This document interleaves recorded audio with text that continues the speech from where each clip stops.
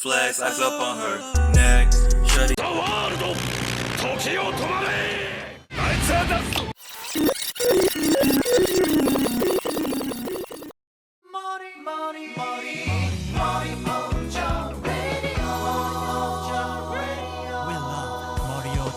What a beautiful Dwayne. Welcome to episode 4 of the Morioh Cho radio broadcast. This is going to be the last anime-friendly episode. So next week, or next episode when we start, spoilers out. You've been warned.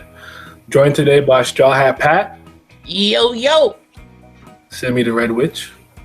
And the master of the three-sword style, Young Lazarus. Yeah. We got a lot to talk about today. We're going to be diving into part 4, diving into Unbreakable. We're going to do some meathead battles of, yeah. There's no Marcus, so don't worry. Don't be any slander. Because that boy don't like part 4. I don't know what's going on. You wildin'. But all right. Real quick, what do we think of the latest episode of Jojo? Really good. Yeah, really good.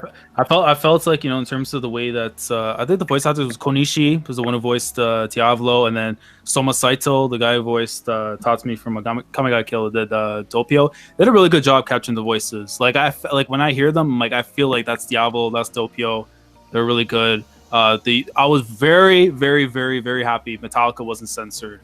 Because that was my biggest fear going into the episodes, that they're going to censor the ability, because we saw what happened with the razors and stuff, but they went full in with the gore. It was glorious, man. And bro,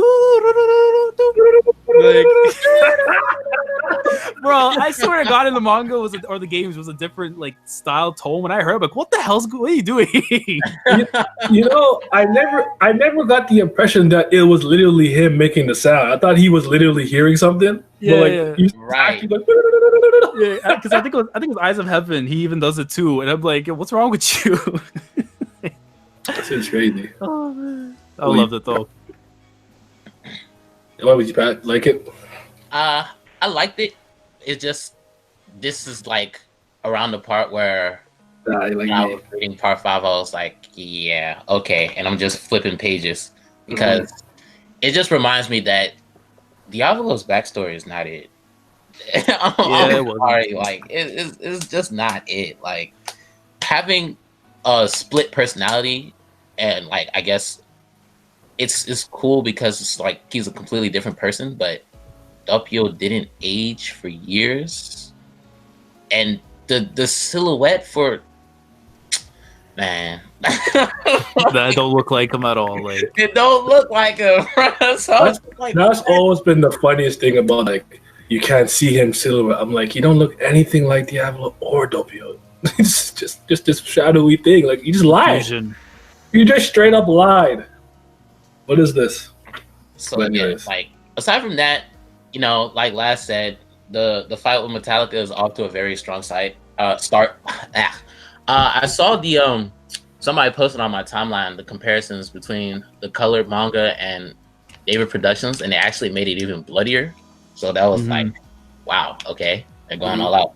And of course, just when I was reading it, like you guys said, I never really thought that Doppio was the one that was making that ringtone noise. So when I saw him do it, I was like, oh, see, now this makes a lot more sense. So I was having I don't know, it was a revelation. I saw he was like, and he was doing now everything makes sense. But it fits though, because it's he's literally crazy. Most people that got split personalities or whatever, 9 times out of 10, they're insane. And the man picked up a frog. Yo, you got a payphone out here? It's a frog. What are you saying? You wildin'. Frog. If he told me he was on some type of drugs at some point in his life, you know what? I'll give him the pass. But I ain't seen none of that. Got a switch out here? That's a rock. It's fucking wild. Why? What about you, Simmy? What do you think? So, this episode was pretty raw. Mm-hmm. Yeah, I'm going face turn on you. That one coming, did ya? Yeah, this episode is pretty raw because they did a good job with Doppio's characterization. Because I'm telling you right now, reading it, I didn't give a single fuck about this dude at all. At all. This entire part, I was just half asleep going through it. I even vividly remember him picking up the frog in the manga, and I was still just like, okay, he's retarded. I don't think he was. That's the best way to put it. Actually, Like, I didn't even think he was crazy. I just thought he was retarded. But the anime, I'm legitimately fucking creeped out. He just looks insane. Just the look in his face, the way he be staring at things, I was legitimately fucking creeped out. The anime made him seem legitimately fucking scary. yeah. And it was fucking awesome. The way he just started choking out that fortune teller, the way he almost dug out the taxi driver's eye with his index finger, that shit was fucking raw. It was. And then, like, the way, even, you know, the jokes aside and transponder snails aside, him doing that ringing while completely donning the crimson mask is fucking horrifying. Like, this guy is fucking scary. He's weird, he's scary. Like, if I see somebody in the middle of the street with a bloody ass face ringing to himself and picking up a frog, I'm going the other way. I feel it. Yeah, But I feel like the pacing is kind of, I would say, kind of slow. It Yeah, kind of I feels agree. like the monster anime, where they adapt every single chapter. Like, they don't ever merge two chapters into one episode. Each episode is one chapter. Mhm. That's what it felt like. This episode flew by like insanely quick. Yeah, I felt that with the beginning too, because it's like we spent so much time trying to figure out who the boss was, and we knew afterwards, like, you know, the name and stuff. But it's like, I feel like we just had got everything kind of clumped together, because I'm pretty sure the flashback stuff that we saw here wasn't revealed till later on, or was this like it came around the same time? I don't remember exactly, but there are a lot of occasions where they will show something out of order. They might show it first, and then as opposed to later. I don't know. Yeah, and I'm guessing like that's the way production wanted to do it, because it's like I feel like they understand some of the criticisms we have with Diablo in terms of like his characterization. Even though, again, like when it comes to sympathy or like trying to like feel bad, I guess, for an antagonist doesn't like kind of sway me the right way, because it's like they're supposed to be villains for a reason. I shouldn't be like, sympathizing with like the bad guy. Mhm. Right, so I felt like that. I mean, I could see why they were doing that, but I mean, it doesn't change how I feel still about Diablo. But Doppio, though, man, look, I love him. He's stupid, but I love him. Yeah, like that's a ringtone. Yeah, I like the episode. It was good. I still feel like it's weird because, like, you know, Simmy last time was like how what's his name, Abakio sounds a little too raw. Feel like I would switch Risotto's voice with Abakio's voice. I don't know. I think he needs to sound a little more raw. He doesn't sound as raw as I would like him to sound.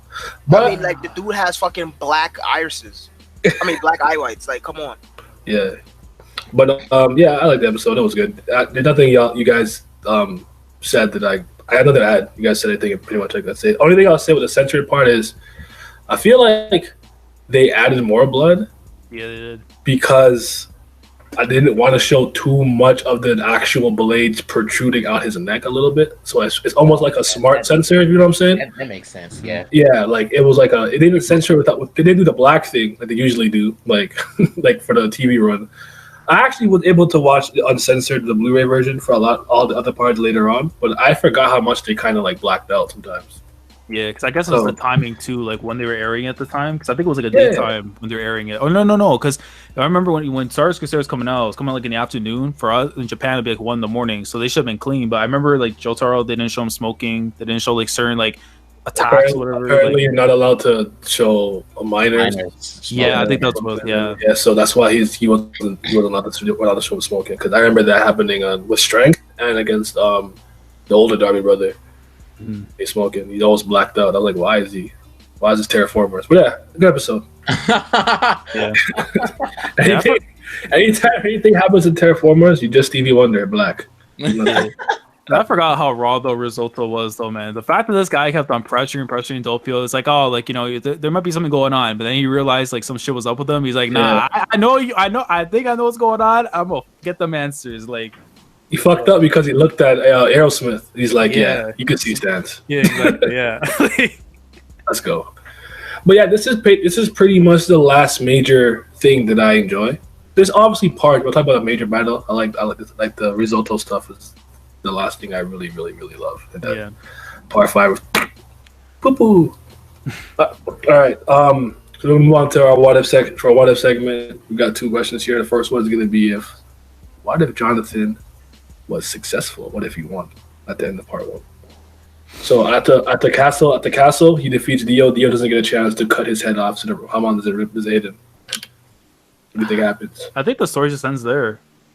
Really, because it's like, because if you think about it, the story never ends. Everyone always says this: the Pillarmen are coming, no matter what happens. The Pillarmen are coming. They're coming. It does not matter who is in charge, who wins. In the year 1938, wherever the case may be, they are coming out the pillar. So you have to deal with them at some point. Right, but I'm thinking in the sense, right, like if we go to add on to that, if Jonathan had the power to defeat someone like that, I think he would have at least found a way, kind of how Joseph was able to take care of cars afterwards. I would assume Jonathan's smart enough to at least try to figure something out to get rid of cars and them. Maybe not actually kill them, but to launch them out like how Joseph did. You think Jonathan will be alive by the time the Pillarmen are come? I mean, he'll have someone to work at least, like to give him that kind of power. Because I think Joseph probably would still been around. It's just that he would have at least had the influence of Jonathan, who's alive, who can actually show him what to do. Okay. I think that the Pillmen wouldn't remotely be as much of a threat as they were before, because I think with Dio defeated, I think Jonathan would spread the power of of ripple breathing. Yeah, like a martial art, right? Like I think he would create his own dojo at that point, because I think he wouldn't, after defeating Dio, he wouldn't just sit down and chill out until he's fucking old and dies. Nah, hell no. He's gonna realize that there's evil in this world, period. Regardless of him knowing of the Pillarmen or not, he's gonna realize that there are unexplained evils in this world, and he's not gonna always be there to save everybody. So I think he would most definitely work with Zeppeli, assuming that in this what if scenario, Zeppeli doesn't die too. He would most definitely work with Zeppeli to try and spread and make ripple breathing more common knowledge, a more household name, so to speak. And if that's the case, we're gonna have way more fucking Hamon users running around here instead of just 3. Okay. Well, 2.5, I should say. My bad, guys. You know what? Speedwagon was alive. I'm sorry. Jonathan would be alive. Would be alive if he did if they get killed, he'd be alive. I'm sorry. Yeah, and my only assumption I can say too, even to add on to that, is that because like we kind of know like the Speedwagon Foundation has like influence later parts, like helping out the other JoJos and stuff. So I'm thinking like at least they would probably do something to hunt down like the Stone Mask, because like in my mind it's like Jonathan, if he hears like, okay, there's one Stone Mask and they got rid of it, there's probably got to be more. You would think at least like you want to prevent something from like ever happening from that point. So like they would probably like trying to like go and find the other ones, but I mean that's how I would think of it. Yeah. What do you think, Pat? Well, I mean the question is kind of interesting because if Jonathan beats Dio when they're at the castle, right? So they go on their honeymoon, they don't get interrupted. If that happens, then like Lisa was the baby of some random passenger on that ship. Mm-hmm. So if Dio never like spread zombies or whatever on that ship, then they never would have found Lisa. She doesn't get raised by straits. Yeah. So at that point, it's like, would Joseph still have been born? Like, because you still got to think like instead maybe then Joseph's dad, because Erin was pregnant at the time, he probably would have taken up the Hamon after Jonathan. And then on top of that, maybe they would have had like a tandem battle. Like it would have been like 2 kind of more experienced Hamon users versus the Pillarmen. And I don't know, maybe Straits never goes bad if he never sees Dio do what he does or whatever. But I don't know, like, because the Pillarmen, they were sleeping for thousands of years, like Joseph said, so they missed out on a lot. So I think they would have had a good chance to beat them. But it was mostly like in their situation when they were fighting Joseph, like Joseph didn't want to do anything until he was forced to after Caesar died and stuff like that. So I think they would have had a good chance. That's fair. I don't think they win. I think they lose. I think you need Joseph, because Joseph's approach to everything was so unlike anything they'd ever seen, really. Because as ACDC said, I've faced Hamon users of your caliber or your potency a lot of times, and then Lisa was supposed to be 3 times more potent than he was, according to Araki, in terms of her ripple ability. it's Joseph's literal scheming mind that gets him out of all the situation that he's in. Yeah. And ultimately, if they don't know basically what the stone of like he reflexively kind of used it and expelled the cards from Earth and became ultimate life form, but he still need the red stone of Asia to defeat them. So the thing becomes who do they pass it down to? There's a lot of things you gotta consider, and I think a lot of the very straightforward Hamon approach is not going to kill any of the Pillar Men really, except maybe Santana. He's kind of mid. Probably take him out. But I'm thinking because let's take for example, right? At least Lisa never met like George Joestar and stuff, right? We don't have Joseph. If Dio is like completely out of the mix, he's done. All that happens, right? At the very least, remember, because by that point you still have Caesar. That's an option. So if anything, what would have fallen on top of Joseph could have gone to Caesar, and maybe Caesar would have been the one to pull it off. And he lost. Right, but he lost in that situation when Joseph was around. I'm saying because it probably wouldn't have gone the same way. You're saying like it could have opened up another option, like in a different dimension. Things could have worked out differently. Caesar was gung ho about killing Wamu because his father got killed, and he felt like him and Joseph, they should have been like on the same page, and they weren't. Yeah, but remember he had to improve training. Yeah, but I'm saying the timeline, like if we're talking in a timeline where Dio's gone, that timeline could be completely different. Like in that sense, what Joseph's role would have been, that could have been Caesar's instead, and someone else probably would have taken Caesar's place and dying. No, Caesar was dying no matter what. I don't know. All right, what if cars came back to Earth in the Stand era as ultimate life form? He losing to Iggy. He get run over by the fool. Oh my goodness, what's he doing though? He's putting in work. To be honest, I mean, like I don't know. I expect cars like because of how fucking ridiculous he is. He's gonna get by a lot of these stands, but like you would have to need the same repercussions like Joseph did. Just toss him right back after. Unless you use, I mean, and then again, you know what? Vanilla Ice's ability would actually come into play too, because we saw we did the Abdul. Yeah, you can get rid of him like that. Mm-hmm. You went where I was going with Alchemy's Okuyasu, but yeah. Well, I mean, will he reach Okuyasu? I mean, like, could you expect him to be in part 4 or like part 3? Like, I'm saying, like the earliest. It's really just that he's in the Stand era. You could kind of like go on your own little journey or whatever, however you want to picture it. I'm just saying, like. We're assuming he doesn't have a stand though, and he can't see them. So it's just like he's in this world where all these humans, they got these punching ghosts and whatnot. Yeah, that's true. Like, how does he fare? No matter what era he comes back in, like any from part 3 to freaking part 8, like I really don't see him lasting long at all. Especially since he's the type of person who does not work well with others and works well only with himself. Really. Mm-hmm. He's not going to be teaming up with any antagonist. As a matter of fact, I can see him going after any antagonist, which part that he appears in, I can see him going after. So he got the antagonist to worry about, then he got the protagonist to worry about on top of that. I mean, regardless of being the ultimate life form or not, trying to fight something you can't see and fighting something that you can't see that could have the ability to fucking never die or fucking stop time or shit like that, the odds are not really in your favor at all. Okay. Yeah, I can see. I feel like even though he can't die, he would still be in a world of hurt against stand users because shit like Highway Star, for example, if that shit gets Notorious Chase, yeah, like he's gonna be so fed up to the point where he's just gonna be like, "Fuck it, I can't die and I can't beat this guy, so I'm just screwed no matter what."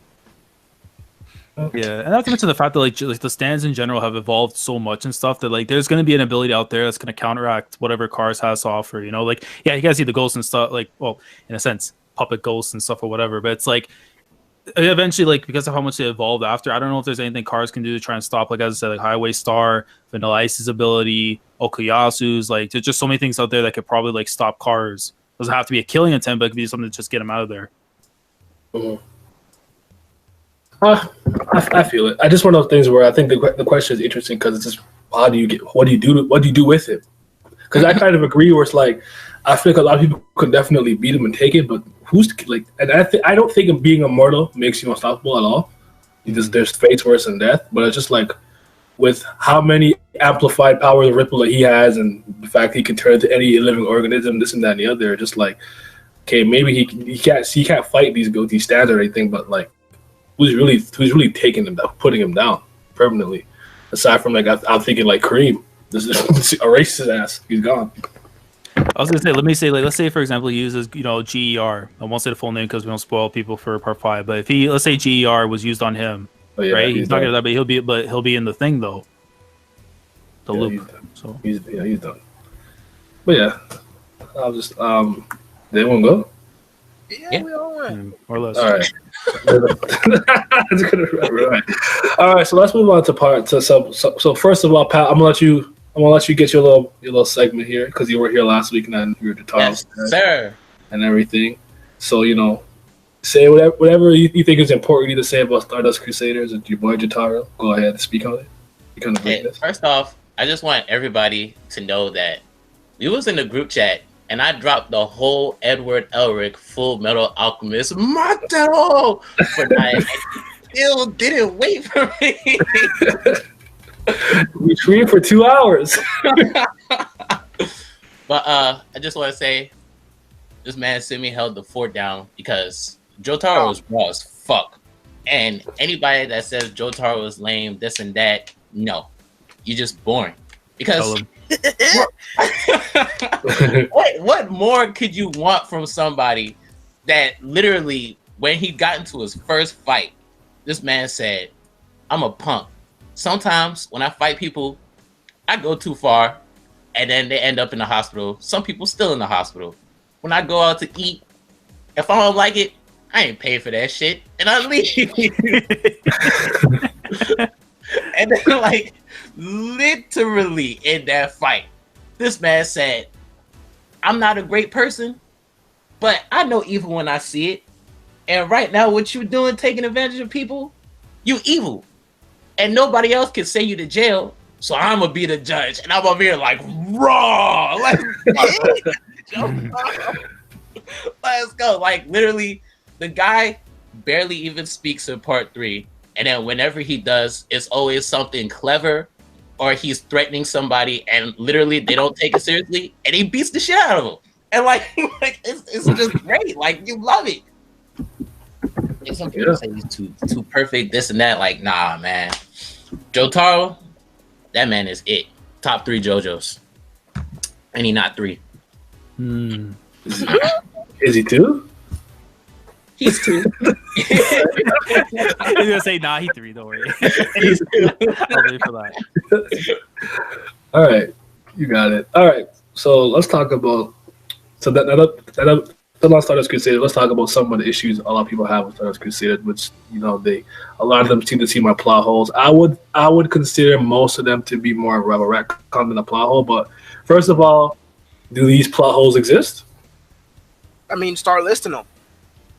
Okay, well, we talked about one of the last time, but we kind of debunked that one, which was the Dio not using his powers as a vampire because he clearly wasn't a full vampire. So I think we could say we debunked that one. But one of the retcons we also spoke about was obviously the casket, right?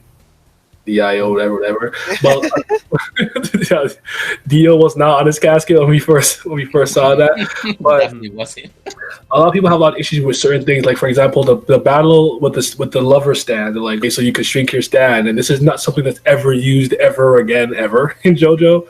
Abdal says that his the tarot card reading, the side durability, and all kinds of stuff about your stand. And obviously, we moved to music after we ran out of fucking tarot cards. There's just a lot of things like that where people think there's an inconsistency where it doesn't carry on to the other part because of part 3. Like when they're fucking flying, like how come no one flies ever again?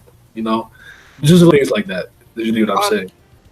But a tarot card part, at least, why would you want a series of fucking 800 chapters plus of tarot cards? Why would you want to see tarot cards for 800 chapters? I don't get it. Like, what? Why are you complaining about that? That's such a silly thing to complain about. Because then you'll complain that it's repetitive again. Because tarot cards, and that also limits the number of people that can have stands in one certain part. That automatically limits it to what, 24, 23, 25, whatever the number is. I don't care. Regardless, as we just said earlier, stands evolve. So even playing nice and whatever Abdul said was true, stand still evolve generation after generation. So why? Who's to say that they can't move past that? That they can't evolve past just tarot cards? I don't get it.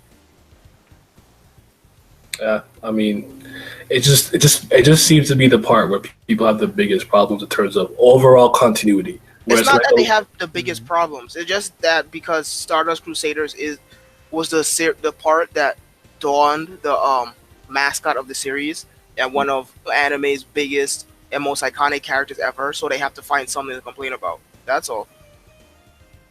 Fair enough. What do you guys think? I mean, plot holes wise, like it's weird because like the only thing I can think of in my mind that I still don't understand is like, you remember how when Iggy impersonated like Dio during the Vanilla Ice fight?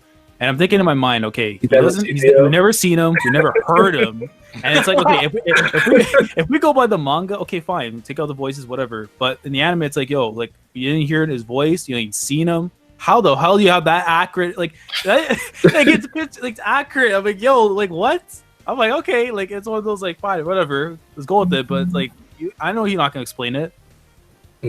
But I mean, that's the only thing. And then in terms of like, I guess just say the first part, like the first half of Stardust Crusaders, so before like they got to, I don't remember the halfway point. Was it's Egypt and stuff? But I remember like that part was like okay, like it wasn't anything mind blowing crazy. It was just like, you know, we're getting through stuff, but nothing like crazy intriguing. I felt Stardust Crusaders never really hit that oh my god level until Deal's World, or like at least like to the Vanilla Ice and like maybe the last Darby fight. Like around that portion till the end, that's where I felt like really picked up. Everything else, it was like, it was good. Okay. I'll throw up one more real quick, just in case. I forgot to say this when I was saying it, was what like the coffin Dio was in. Is it the same coffin Arena was in? Like, how did he get into the coffin in the first place? Because the bolt blew up and Jonathan was holding Dio's head. So a lot of people are like, how the fuck did he even get in the coffin in the first place? So fall to the bottom of the ocean. So just a lot of things like that, I suppose. I don't think, but that's not something I think carries over to. That's not that deep. I don't think that one personally. I don't think that one carries over and bleeds into other parts. That's not that significant. But I mean, it's a question though. Yeah, just him, like he doesn't like Rocky when it comes to explain like those little things and stuff. He just kind of like, okay, whatever. They're not gonna remember. You know, it's just it happens. Like, yeah, he got out. He was in the coffin. He's good. I feel it. I feel like one of the plot holes in the series was like, okay, so Dio, obviously he met Polnareff, Kakyoin, Avdol before they all met Joseph, right? Yeah. So like, okay, they're going through, and then Inaba is sending people left and right to go after them, and then the first few people that he sends were people that he controlled, which Kakyoin and Polnareff. So going by that logic, like, why would he feel the need to even do something like that just for them? And then the rest, like, oh no, they're all naturally evil, or oh no, I paid them to do this and that.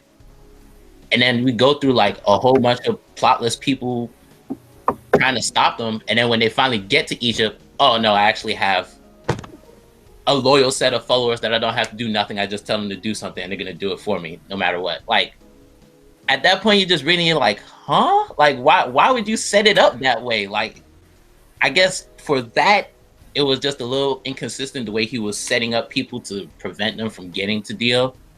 But other than that, niggas flying, that's raw. I don't care.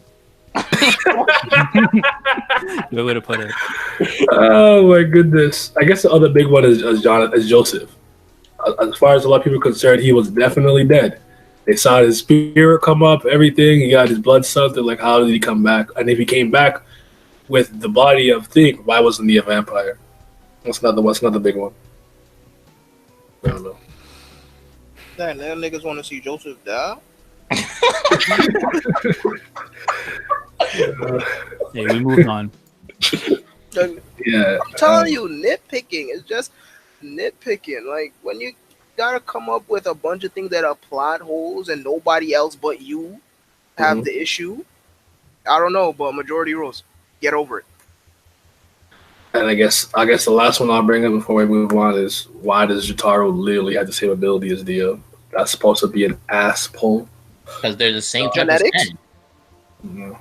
Genetics, maybe. Like they said it multiple times. They said they're the same type of stand. Like anybody that could watch as soon as they start fighting, what does Dio say? So his speed and strength are just like the world's. And then they literally start trading rushes.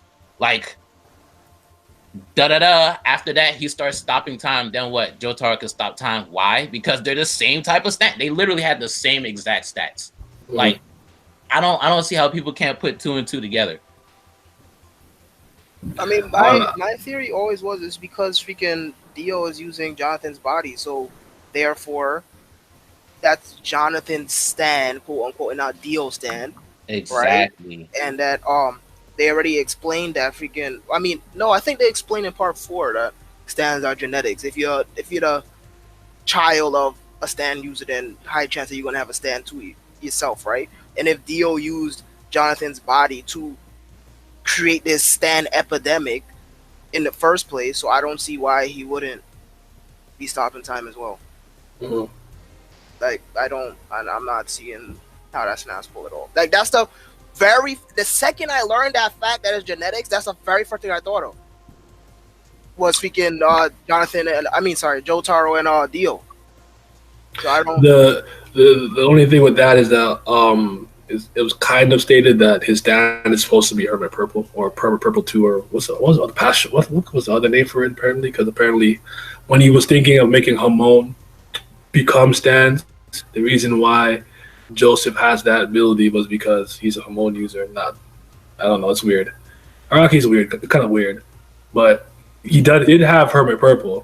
He was using it on the crystal ball a lot and on the camera or whatever. Then he had the world, so it's like he had Jonathan's stand, but his own stand as well.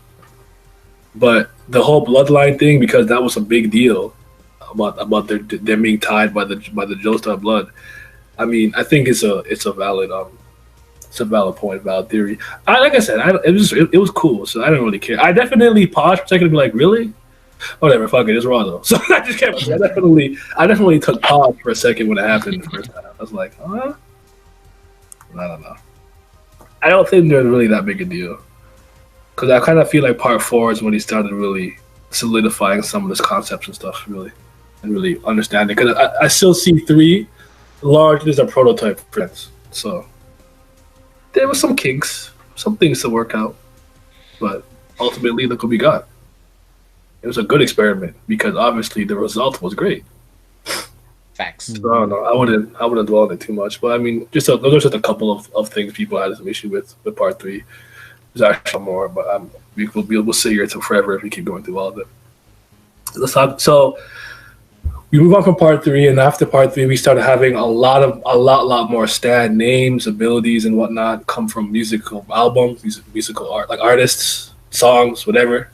So we gotta talk about the importance of music in JoJo and how certain songs, lyrics, and whatnot reflect the character's ability, personality, design, and everything like that. How important is music? Shit, I don't listen to music. I don't know. I mean, like, could we add even the soundtrack too? Because I feel that's also like super important with the JoJo. Because it's like, it's like like I feel like with the names, I think that was Hiraki's way of like because like think of like other series, right? They have like named attacks or named abilities and stuff. For him, it's like it's easy to just go with like rock star names or rap names and stuff because you just call the name and then you just work the ability afterwards. Saves you time for him to make some convoluted, crazy world of darkness epic like. Don't need all that. Look, Sex Pistols. SIU. Exactly. World, like, come on, like, get out of here. Transcendental attack, atomic bomber of death. I'll take bicycle race any day over super world nuke destroy. Like, no, I don't need that shit. Like, come on, bro. Like, that's wild. Like. But again, like the soundtrack, I also feel like is super important as well because it's like you can tell the setting of what's going on. Like, let's say at the villain, he's got the upper hand, he's winning. You hear the villain tune coming in and stuff. If you feel like it's a neutral, you're trying to figure out what's going on, you'll hear that kind of theme. If you know your protagonist or the good guys are winning, when that theme comes on, it's the good guys theme, bro. They got it in the bag. Like, I feel like that's where it really does really well. And then, like, again, like the references to music and stuff too. Again, like more play to Araki's love for music as well. But for other people who like, listen to music on their own daily thing, they'll see like, oh, Notorious Big. Oh shit, that's Biggie. They made a stand at him. Like, it's always like they always correlate and connect with that, with the love for music with anime. So. Mm. It's funny because I know how essential it is, but I'm like Simmy. Like I don't listen to shit, so a lot like I could be like, okay, I know AC/DC, okay, I know Kiss, yeah, I know, I know the big names, I know the Beatles, like I know Beatles songs and then other, but I never really listened to them as that much. So this is probably the one aspect of the series that until I personally decided to look it up, a lot of this will just go over my head. I'm like, oh yeah, there's Aerosmith, yeah, cool. Yeah. And then I just keep it moving. Like I know the name, I know Red Hot Chili Peppers, but well, them or shit, like no, I don't really. I guess the Prince ones, obviously, I listen to Prince, so I know Prince ones. I don't know Biggie ones. There's some I will know for sure. I'll be like, hey, yeah. Led Zeppelin. Okay, I listen. That's cool. Yeah, I'll be honest. Like he has some good names. I'm sitting there, my hands, but I'll be like, oh, okay. Yeah. No, I'm like that too with certain names. I'll be like some crazy like from the '60s rock, and I'm like, all right, I'll keep it, and I'm like, okay, I can see why because we fucked with that, like, I mean, like, kind of promoting it too in a way too, which I like as well. It's like let's say some of these guys he's heard, they're like, like you listen to, be like, okay, fuck this, whatever. But if a Rocky talking about it, it's heat. See, I like all types of music, so well, except for country music, because yeehaws. But take my horse to the Old Town Road. Horses in the back. Yo, that's the only country song I like. Parsons open, by the way. Feel Bar Run. Exactly. That's the ending theme. Cool. For me, like my dad has like hella albums in the basement with like Queen, Prince, MJ, just a whole bunch of people that like make music. The Beatles, Kiss, Metallica, and like me reading through JoJo. Like when I got to part 4, and I'm reading through this, and I see the list of these stands, and I'm like, Red Hot Chili Peppers. like you just flip it through it, then you see Killer Queen, and I'm like, huh, okay, and you just keep going, and like I think the musical references are great because the abilities kind of are like a derivative of the name, so that's good. And then on top of that, like when you get the anime, and then like they say all these stand names, like nah, that shit ain't in Japanese, it's in English. And the way they say it, this shit is wrong. like every time Kira comes out there, Killer Queen, this shit is raw, man. I love it. Yep. Because like as I look into it more and more, and I'm like, I'll for example, let me think. I won't go into it, but like for Mandem, and I'm looking at the history of the Mandem commercial and what it means and this and that and the other. I go, oh, these lyrics are very much tied to the ability that Ringo had, and you find this level of continuity between a lot of these characters in terms of even if it's just like the design, a coat that he wore, that Prince wore in some iconic concert he had. Just like he pays so much attention to detail with this level of music and stuff, and I just wish that I listened to more. Like listen, you catch me on a regular day, like what you listen to? Just go hear Persona music. Like I listen to music, I suck. I listen to shit. So this is the one part of the series that I wish I kind of had a bigger love and care for music. So I don't have to constantly look up what the importance of these songs are. But I was hoping someone else was like super intuitive. You know what I'm saying? I know nothing about no damn music, but I think it's really the icing on the cake of the appeal of the series. Like he needed something to top off the eccentricness of it. So you have the colorful characters, you have the poses, you have the weird abilities. So why not name the abilities after fucking music instead of tarot cards? Because tarot cards is fucking whack. Like, come on, who the fucking cares? Who fucking cares about tarot cards? Get that shit out of here. That shit basic. So I think it's really icing on the cake of just what makes JoJo JoJo. And it's like, to me, it's way better than fucking seeing Obama and Trump in my manga and shit like that. Because that shit John Ohama and Air Gear. Oh my god. Fucking Trump was in Yoshiki. I was like, yo, get this shit out of here. Oh man.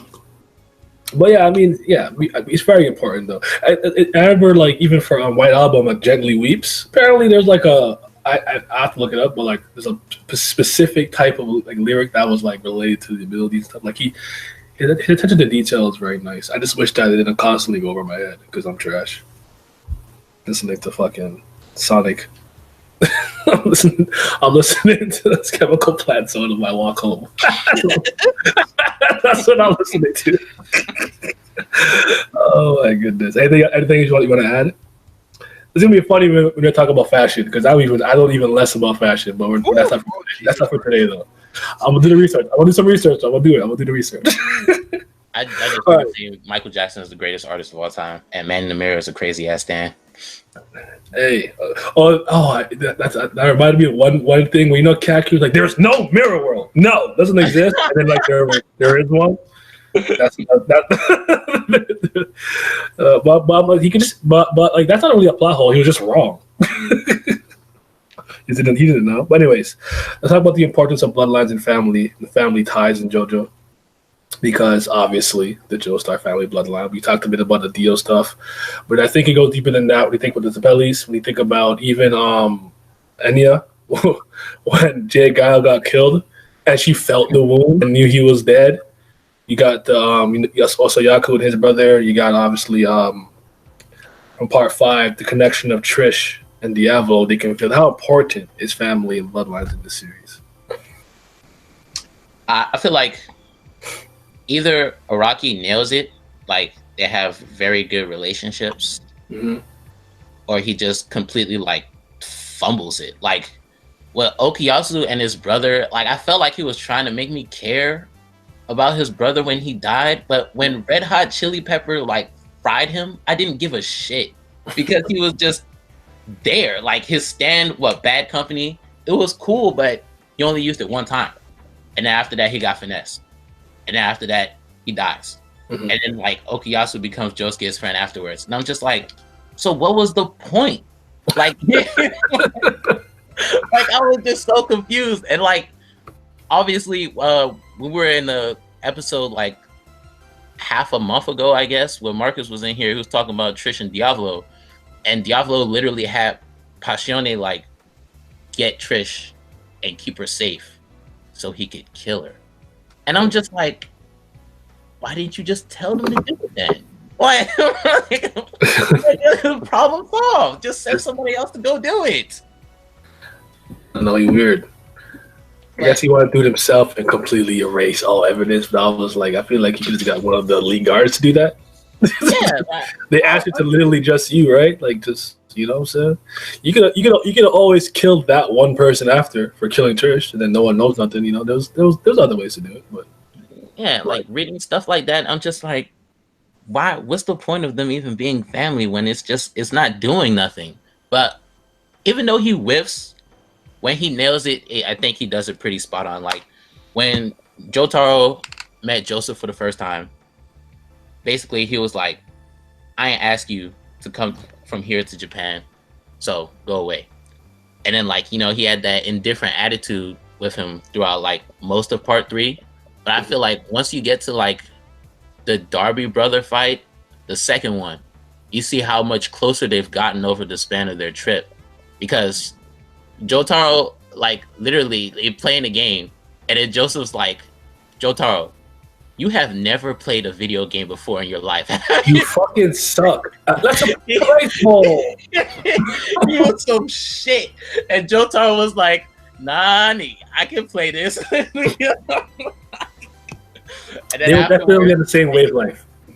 They beat him, and then Darby's like, but my stand, he wasn't cheating. So how was he cheating? And then literally like Joseph was covering for them and like, yo, these like they got some chemistry going on, grandson and granddad, like they didn't even have to talk to each other. Yeah. And then just put the hat on and he was like, yo, cheat for me. And then I was like, all right, get it. Let's go. No. Yes. Yes. Oh my god. I think that's gotta be weak because like, is he cheating? Absolutely. He is. But did he rig the game? No. Is it the hat? No. I was like, yo, Joseph out here just Herbert Purple in the fucking game. I'm like, this guy did not notice. He's a brain dead. Anybody else? Wow. I think he actually has a good blend of it because I'm not as harsh about it as Pat because it's not forced down our throats. Like, even though the entire series follows a specific bloodline and whatnot, minus part 5, it's not forced down the reader's throat. Like, oh my dear Anarchy, this, that, and the other, and all that other, usual stereotype garbage. They're like, we get it. They're siblings. They're related. They won't harm each other. This, that, and the other. Like, it's there, but it's not always being told to you that it's there. So I think it's fine. Like, in Okuyasu brother's case, I do think that he died way too soon. Like, especially the way he was being hyped up and whatnot as a antagonist, sort of, just for him to get clapped immediately after that battle arc was over. Does give you a interference with that connection that he was trying to give to you, but for the most part, I really don't have an issue with it at all. I think he does a pretty good job. It's not like I wouldn't say that they don't get along, but when Joestars interact with each other, it's not, they don't automatically hate each other, or automatically love each other, and won't do anything to them whatsoever and things like that. So I think it's pretty fine. I think whenever they're around long enough, right, we get a good enough characterization and character development between these family members. But yeah, other than that, I mean, I don't really got nothing negative to say. Laz? Laz is gone. Topic? Oh, no, I'm back. I just came back. Yeah, what's the topic? We're talking about bloodlines and family ties in JoJo and how important they are, how they're portrayed and whatnot. Do you like it? Because I brought up like Aniamba and J-Gal. When he died, she felt his wounds. Obviously, the Joestar bloodlines that got to the Nichimura brothers. Sorry, is that the Nichimura brothers? Nijimura. Oh yeah. Like, Trish and Diablo, like how important is family and stuff. Yeah, I mean it's important, but I feel like you have to have like again with the Joestars and stuff. I feel like you kind of have to have some sort of connection with them because again they're the protagonists of our story and stuff. I mean, granted, when we get into part 5, I guess next week or so, we could dive more into like journal stuff. But like aside from the other ones, like I enjoy them. But the antagonists are like, let's see, like the other, like unless it's the Oingo Boingo brothers, then they're the GOATs because that's a family line I can mess with because those guys are GOAT. They're the only ones next to Dio that got their own theme. Well, actually no, I could put Kira in there as well, but they're top 3 when it comes to that. But no, like the bloodline thing, I think it's cool, right? But I feel like if it's outside the Joestars and stuff, they would have to do really a lot for me to actually care. If not, it's just kind of like I see it, move on. Mm-hmm. I got you. Yeah, that's good. I like it in the series. I don't know. I like when the connection is kind of driving the story in a sense. That's why I think one of the scenes I really like, especially the way the anime did it, when they're like, beware of Kyakuin in a Joseph deal, and he's like, you're watching me, aren't you? Joseph Joestar. He just blows the TV up.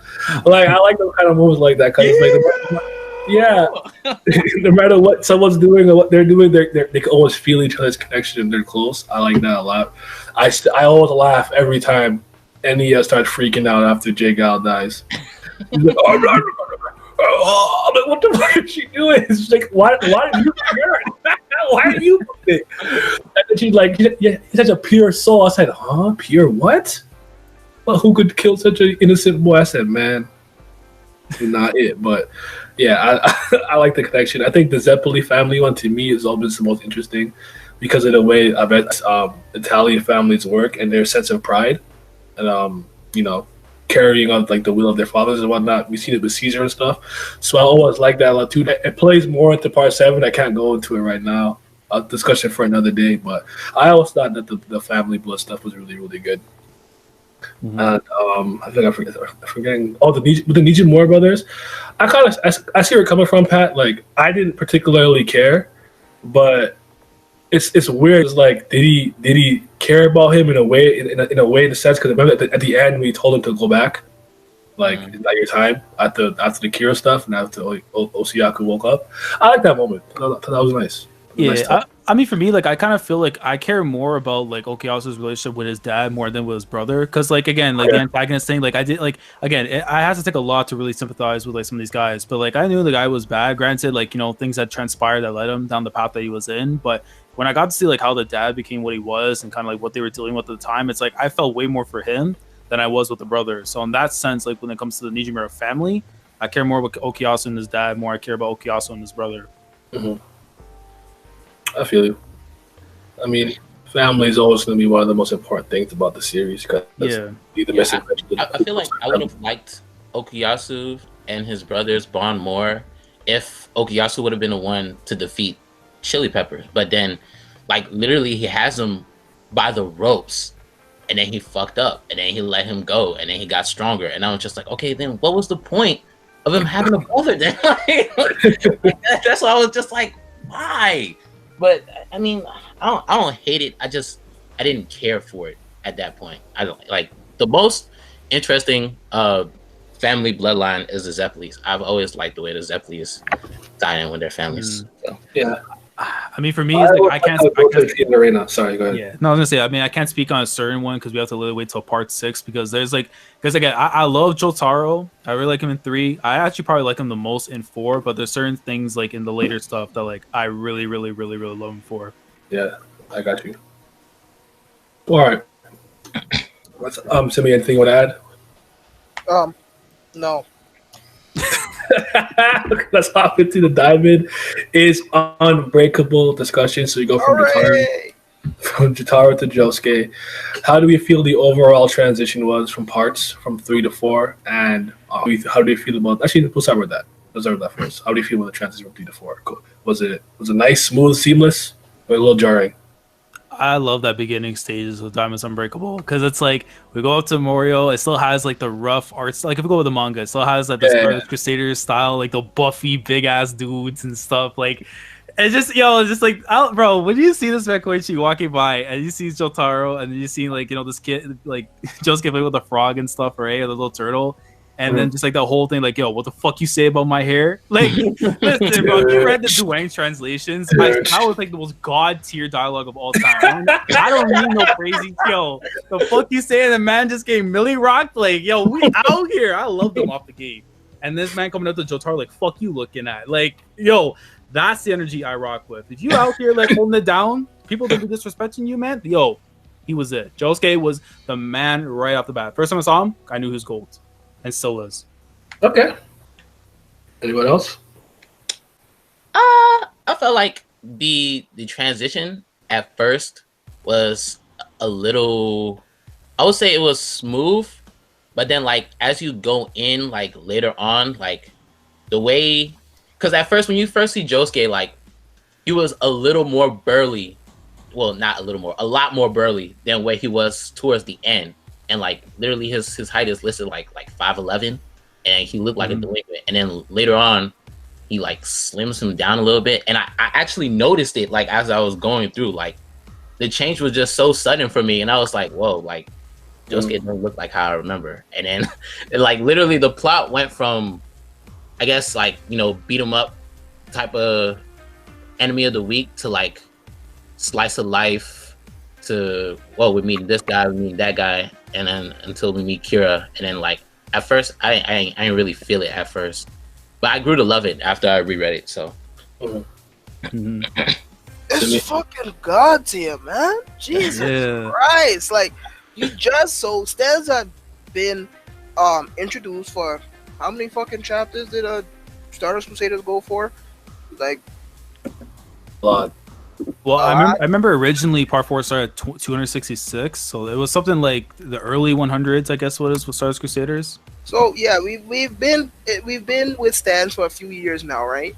So after the whole debacle with Dio, fucking all of Jotaro's friends are dead, right? The series starts with Jotaro. Wait, sorry. Oh my god! I'm ready for that. Keep going. I'm sorry. Keep going. So, the series starts with Jotaro on the plane, and he's narrating. He's like, He's going to this backwater town because he heard reports of some kid with a stand. You're like, okay, cool. Let's see what's going on. You pull up to the town. You got this little fucking midget guy. He looked like a fucking jobber, but that's my boy. But he right now he's a jobber. He gotta get over. We'll speak on it more. And then you see fucking Josuke spazzing out over his damn hair, and then Jotaro was like, what the fuck is wrong with this kid? And then when he sees Crazy Diamond, he's like, holy fucking shit, that shit was raw.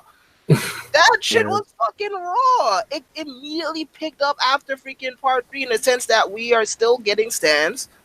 We still getting the bloodline, and we're still getting characters from the previous part. It's not like fucking Jotaro just fucked off. It immediately starts with Jotaro doing something new, and it's just, man, that shit is so heat. It's heat. It was perfect. I don't care what nobody say. It was fucking heat. The mystery of what the fuck Morioh Cho was gonna be like, and what the fuck the next Joestar was going to be, and is a fucking another high school kid, but this time he's actually in high school and not fucking jail. Was fucking raw.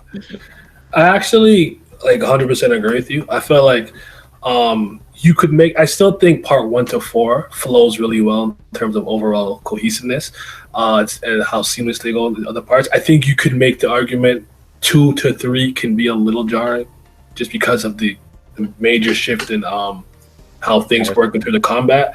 But I always find that Joseph was the right buffer with him still being Hamon, still being there, still be kind of get the deal. The yellow speed with Jonathan. So I will still make the argument that it works.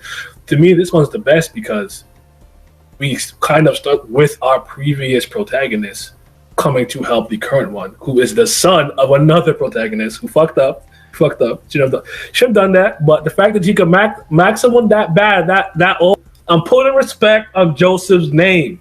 Okay? He's still the GOAT. But I don't condone cheating. Don't cheat, guys. Black men don't cheat.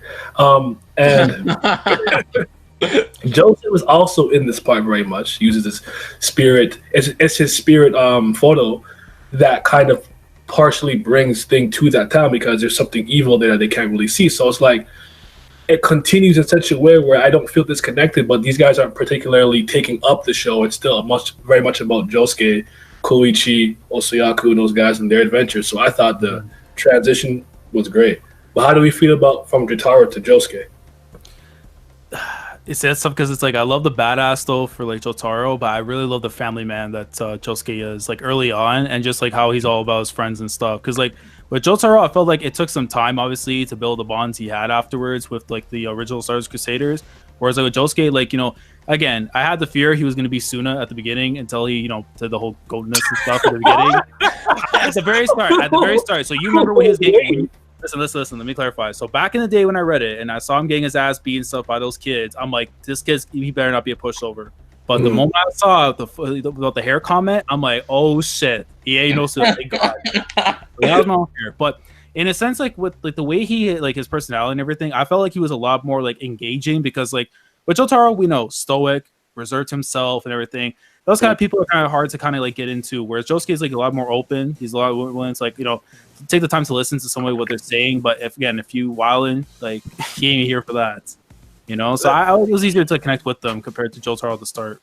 Okay. Listen, put some respect on my introverts' names, all right? Just because extroverts always fucking flapping their gums don't make them better.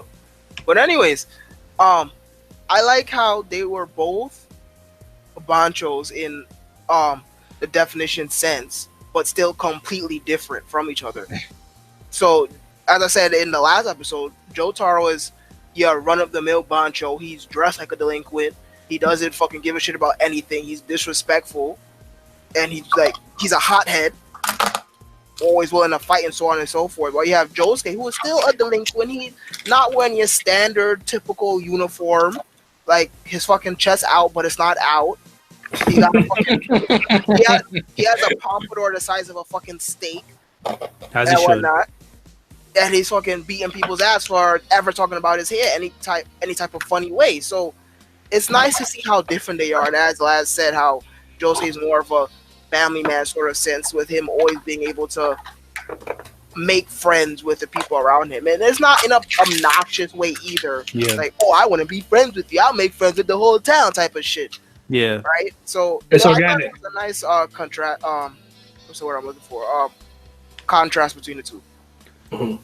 Yeah, like especially see the relationships he has like later on, especially with, like again, like when we were talking about the Nijimura brothers, Kiyasu, because like when we read it the first time, I'm thinking, okay, like maybe he'd be an antagonist or something, but after you see how the relationship came to be afterwards, like that's the homie. Like when you see the layer stuff they get to, it's like, yo, that's like one of my favorite duos together. Like the shenanigans he gets together with them. But Okiyasu also feel like brings out the best in Josuke when it comes to like the funny ass like stuff that goes down. Like, you know, that's like I feel like those two like that and like with Koichi, and then later on we have to see afterwards with Rohan, which I think he probably brings the funniest parts of it out with their stuff. Listen, I just want to say parts 2, 3, 4. Those were the top 3 JoJos in the series.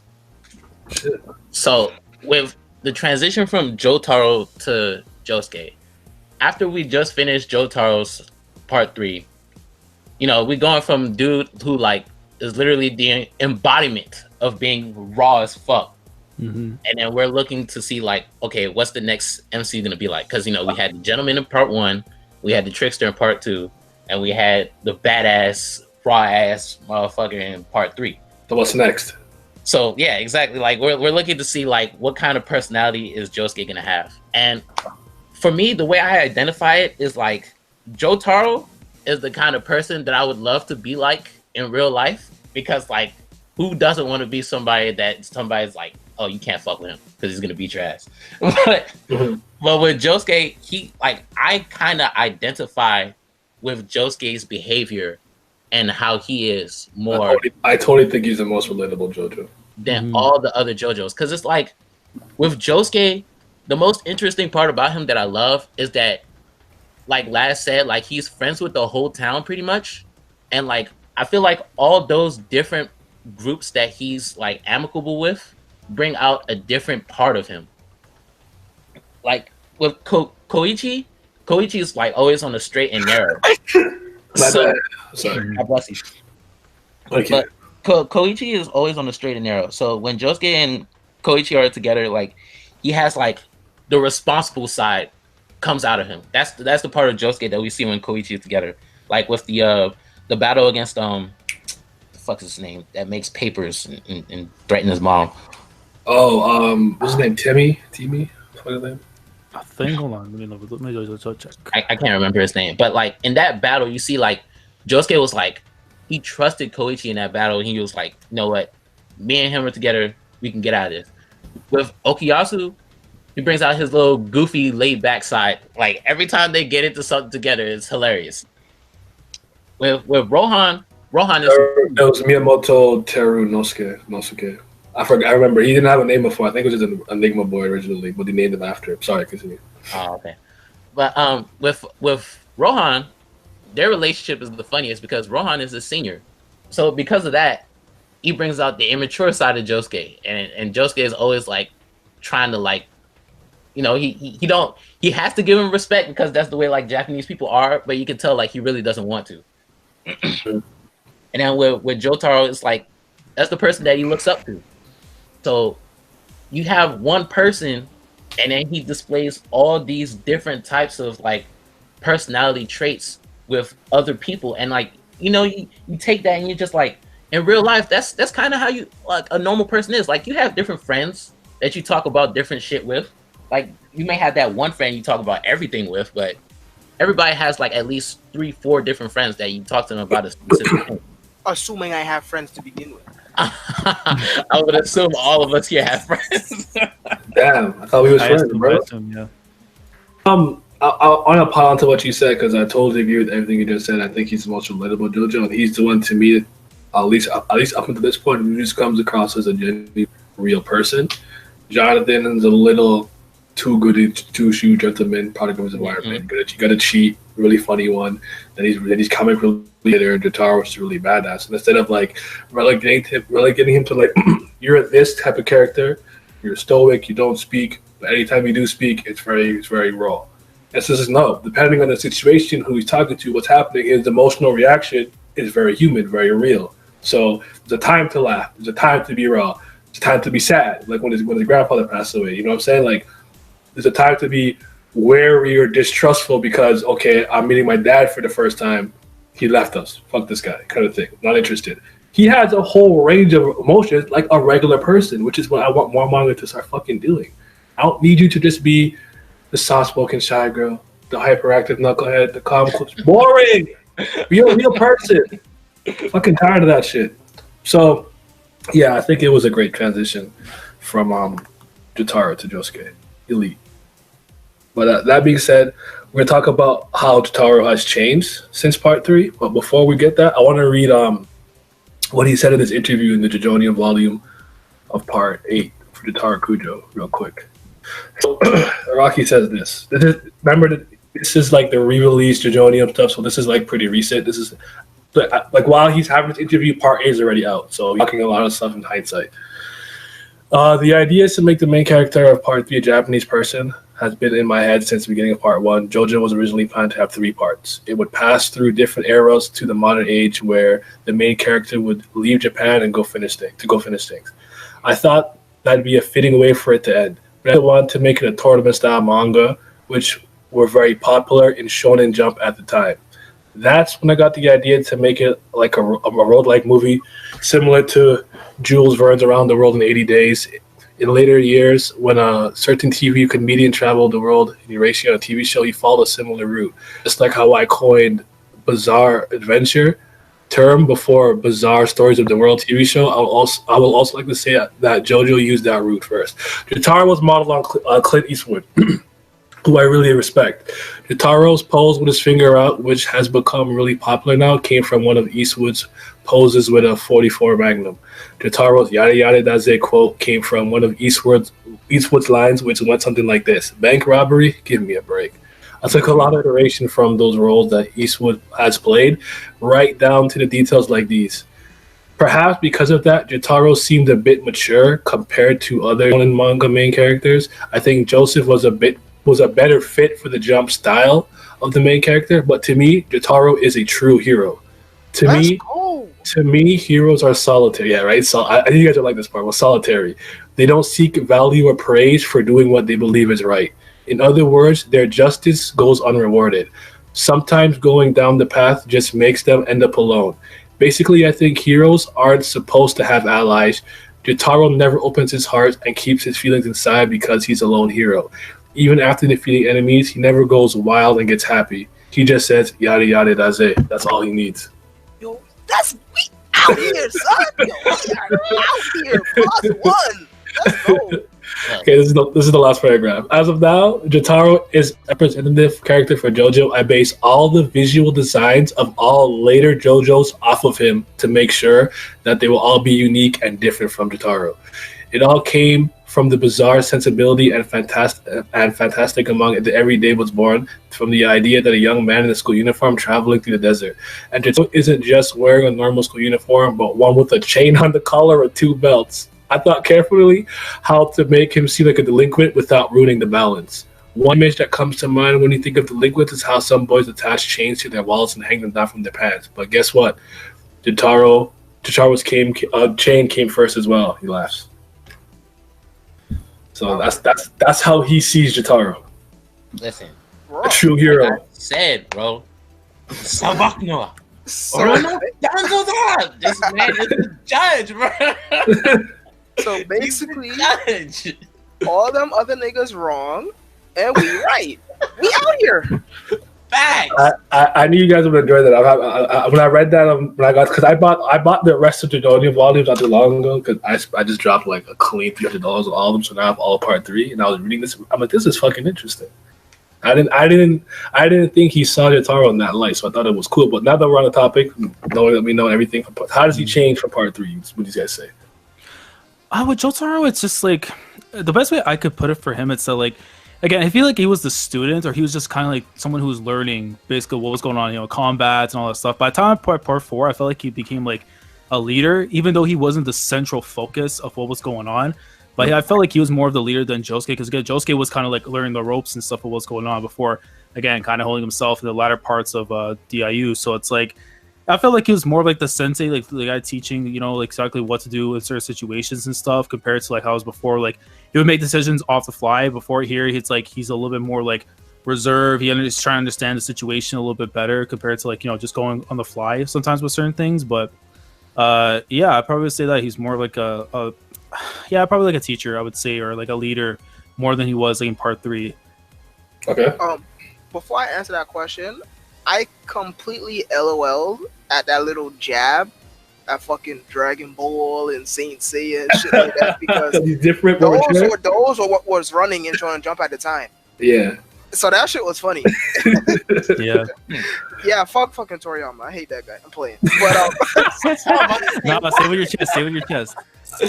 I don't hate Toriyama, but listen, if I could go the rest of my life without ever seeing Goku again, I would. Same. And anyways, I think Amen. Jotaro carries a sadness with him. Like whenever I look at him after part 3, he just does not remotely seem like the same man he was in part. I mean, whenever I look at him after part 3, he does not remotely seem like the same man that he was in part 3. Like I think the deaths of his friends really carry a strong weight on him. Like he doesn't remotely seem like that teenager anymore. It doesn't just seem like, oh, he grew up. No, it seems like he has fucking grief over his friends dying. Like he doesn't. Whenever I look at him, he doesn't seem like the same Bancho that he was. I mean, he's not even a Bancho anymore, period. But it just the way he carries himself. It just the aura he gives off is not straight badassery anymore. It's just a melancholy type of feeling, like a straight up sadness. Like he's doing what he has to do, but got a feeling so complicated. Yeah, I love that line. Best piece of dialogue. It's like for real, like just the way he carries himself, the way he talks, the way he interacts with people, and I think the line that Araki said that he never opens his heart to other people.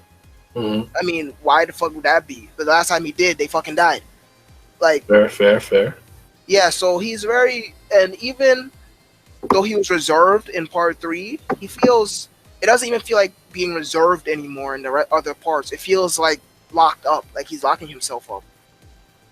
So that on top of the more maturity, him doing research, of him scouting, doing homework on enemies and whatnot, really shows the difference from him just pulling up on people and beating their ass.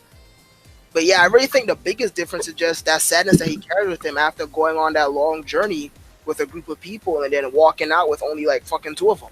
I mean, with one other person. I think the reconnaissance point you made is a pretty good one, especially considering some of the stand users in part 3 would be like, you guys are just out here fighting with the stands in the open. It makes it very easy for us to know what your weaknesses are.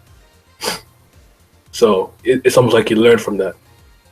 Yeah, like he's shown freaking taking his time, looking things up, doing his research, as wrestling commentary always said, doing his homework on enemies and whatnot, versus what the hell he was doing freaking a few years ago, beating people's ass in the middle of a fucking town. Like, come on. So, yeah, I think, but the biggest difference to me is just, he just seems different. He seems completely changed after watching his fucking friends go, trying to fight a common enemy and whatnot. Yeah. And he most definitely wants to prevent that from happening again. Because I remember, like, I think it was at some point in the story with Koichi when he was like looking at him or something, and then he kind of referred back to like the Stardust Crusaders. Because I remember he even said to Koichi, you know, like, I'm glad I met you, right? And it kind of hurt my soul a little bit hearing that, because it's like, you know, he kind of remembered that feeling of having those guys around with them, and like as like again the student among a bunch of all like veterans and stuff. And in this role, like he's the veteran and take care of these other like, you know, young rookies coming up and learning the ropes and everything. So like stuff like that, and even like, you know how we hate, you know, he hates the fact that like, you know, being clingy with girls and stuff. Like when he met Tomoko the first time and stuff, which we gotta get a segment for her, because that's a prime MILF. But in that, yeah, but it's like, you know, like even like little things like, you know, he's okay with the clinginess at times when she was thought like, oh, he was Joseph and stuff. But normally, if some girl did that, I think he boxing her. Like if that was part 3, just yeah, it's the fact that he's not doing stuff like that. I mean, yeah, to some people they look at it and be like, oh, whatever. But it's like, yo, that's big time. That's development on him. Like, you would have boxed that chick if she ever like tried to do some shit. Tell me Jotaro wouldn't. Like, I mean, I think Simmy had an interesting viewpoint with the sadness of his friends. I definitely think like thinking about it now, that plays into it. But I just think generally he's just more mature. Just a thing of life. You live a little longer. Some people get more mature. Some people don't. Not everybody. But I just think he just grew up a little bit. He's just like, all right, not a young, you know, rambunctious teenager, not paying bills for food I don't like. You know, he's just not like that anymore. He just grew up a little bit, and like I'm reminded of like things in sports where it's like when I play with some kids like for soccer or basketball who are much younger, I can tell who's what age. That's based on their play style. Because they do too much, they're a little too energetic. They just come up and pull a three. I'm like, okay, I know what product, what environment you come from, and what it's like. When I was a young man, you can send me a through ball that I know I might maybe get to, and I'll run for it.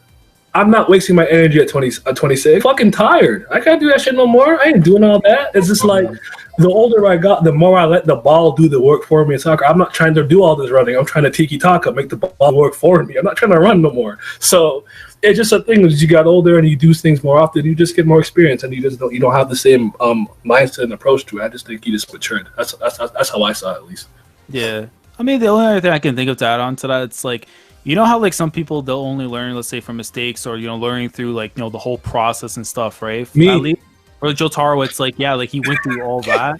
I don't appreciate what I have until it's gone. I know. I'm saying in the common sense of people, kind of love life is a mess, guys. It's a mess. No, I know. Oof. We're gonna fly you out. Don't worry. Well, yeah. All right. Let's talk about this real quick because I don't think it's funny. Was that Josuke who saved Josuke in the snowstorm? Oh man! What's going on? We're going there already. We're going right there. What's going on? You know what's weird? When I read the Duang after all that and stuff, I had to go and see if there's interviews or anything. If he ever explained where he was trying to go with the, what I found? Nothing. Yeah, people say he forgot, but there's no actual confirmation about that. But there's times where he has kind of dropped a storyline before because of whatever. Yeah, because I saw people are saying the theory basically was that once Bites of Dust was introduced, it's that Josuke basically went to the past to save himself. And I'm thinking like, okay, first off, Bites of Dust, like, how long was the length of its ability and stuff? It was like what? I just restarted that day. Yeah, so I'm like, how can you restart all the way back to when he was like a wee little lad and stuff? Like, it's one of those things where it's like maybe originally this is complete headcanon. I have no source for this. It's just like maybe when he was initially conceptualizing Bites of Dust, it had a longer rewind period, and maybe he had an arc or idea in his mind to revisit that. Like, okay, because of Bites of Dust, he went back in the past and he had to save himself, learning that he was the one who inspired his own hairstyle or some shit like that. I don't know. Yeah, but maybe later on he's like, "Fuck all that, he didn't do it." Yeah, because I think a better way to have honestly writ that is like, again, like let's say Kira was the one to save him, and granted, this will bring full circle to everything that culminates afterwards towards the end of DIU, right? Where it's like that's him as a young Kira who saves him, who found the style, and the guy that you pretty much idolize. Yeah, and then you idolize the dude that you got to beat his ass after all the shit that happens. Like, I think that would be a way better way to writ it than like he went back to the past, Samurai Jack. Like, no. Oh, I feel you. What do you guys think? It's one of those things where I don't know. It's just like if he forgot about it, he forgot about it. There's nothing I could say because it literally went nowhere else after that chapter. Like, I was waiting for it. Who the fuck was that dude with the pompadour? And then nothing. It's like a wrestling movie. You're waiting for it, like the jackhammer, like to go down, and he's just still up. Like, that's what it felt like. No, it's like freaking. It's like hearing somebody music playing, they just don't come out, and the music is just still playing. Like, we waiting and nothing is. Nobody's coming out. Ain't nobody in the back. I was just like, okay, whatever. It's just. I don't know. It's just weird, man. Like, I don't know what the thing is. The thing with mangas and quote unquote forgetting certain parts. I never really bought that, but it just I got nothing to go on. I don't see the point. I never understood the point of prototyping something in the actual work, because then it's not a prototype anymore. When you actually write it down and it's freaking publicized, that's it. You gotta follow through with it. How you publicize something and forget about it? It's not like when you create a fucking video game and there's leftover assets, because in that case, you can just leave the assets in a fucking folder that the game does not access. In this case, the public is fucking reading this. So they waited. Like, I don't get it. How do you put a rough draft? How do you publicize a rough draft and then forget about it? It's just fucking whatever, man. Nobody saved him. Vacant saved fucking Josuke. I feel like that's like one of the flaws in Araki's like style as a writer, where he'll drop these plot points where I guess he personally will feel like it's not that interesting, but like as the reader, we're like, okay, I want to know like why is this person like this? Like what happened? And then he'll give it to us, and it's like that's it. And like you just reading it, like reading Josuke got saved, and then he idolized him, and because of that, it triggered like some sort of psychological trauma where anytime somebody insults his hair, he feels like he's insulting the person that saved him. And then you're just like, you don't even get told who that person is. He's just a random mystery person. Like that's a bravery all over again. Yeah, and it was so random that I did not even think that was Josuke until I read a comment saying that was Josuke, because it literally never got touched upon again. So I just thought that was a random dude. Just random dude saved him. As I said, Vacant saved him. Like, yeah, I mean, it's possible. I thought it was deeper than that, especially when I first seen like the rewind time thing. I was thinking, oh shit, like maybe like it's coming now. Like, I know.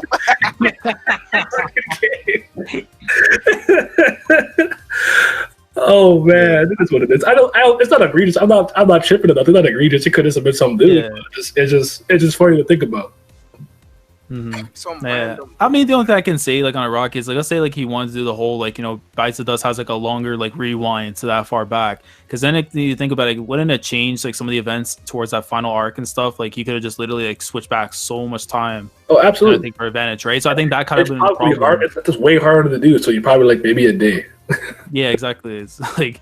Yeah. So, I don't know, man. But I mean, like, yeah, it was a waste of opportunity, honestly. But I don't think it's that deep. It's like, okay, at least get to be his dad, like, save him before he fucking died, or like Joseph saved him, or somebody saved him at least. They died. Okay, that's it. They died. They can't do anything about it. They're dead. Well, no, random bystander. Like it's like, bro, when you get named an unnamed character on the Jojo wiki, bro, that's how you know like you're not getting over. Like, yeah, because he's named so many of them like way after, like Enigma. Yeah.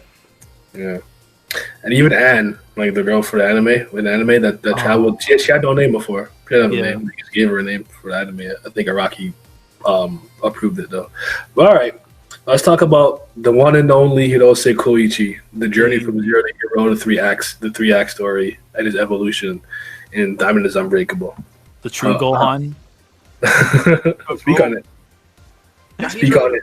Son, when I seen him with his fucking neck stuck in the doorway for like 5 chapters in a row, his eyes were completely white.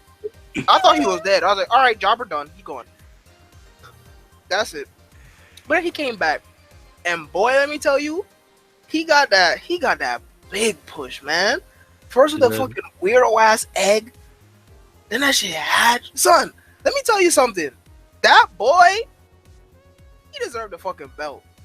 He should have, like, even after getting washed by Kira, he's still GOAT, man. Like, nah, that's my son. You gotta put respect on my son. First of all, I couldn't even tell if he was a boy or girl the first time I seen him. I was like, what the fuck is this thing? Really? I was like, what is this? What is it? It's weird. But just watching him always being that straight man sort of role, always complaining, always like wondering what the fuck going on, right? And then to see him slowly but surely get more involved in the story and get his own stand and the way his stand worked too. So that is my boy. Laz tag it. I'm tagging Laz in, man. Give that man the cruiserweight belt. Yeah, For real?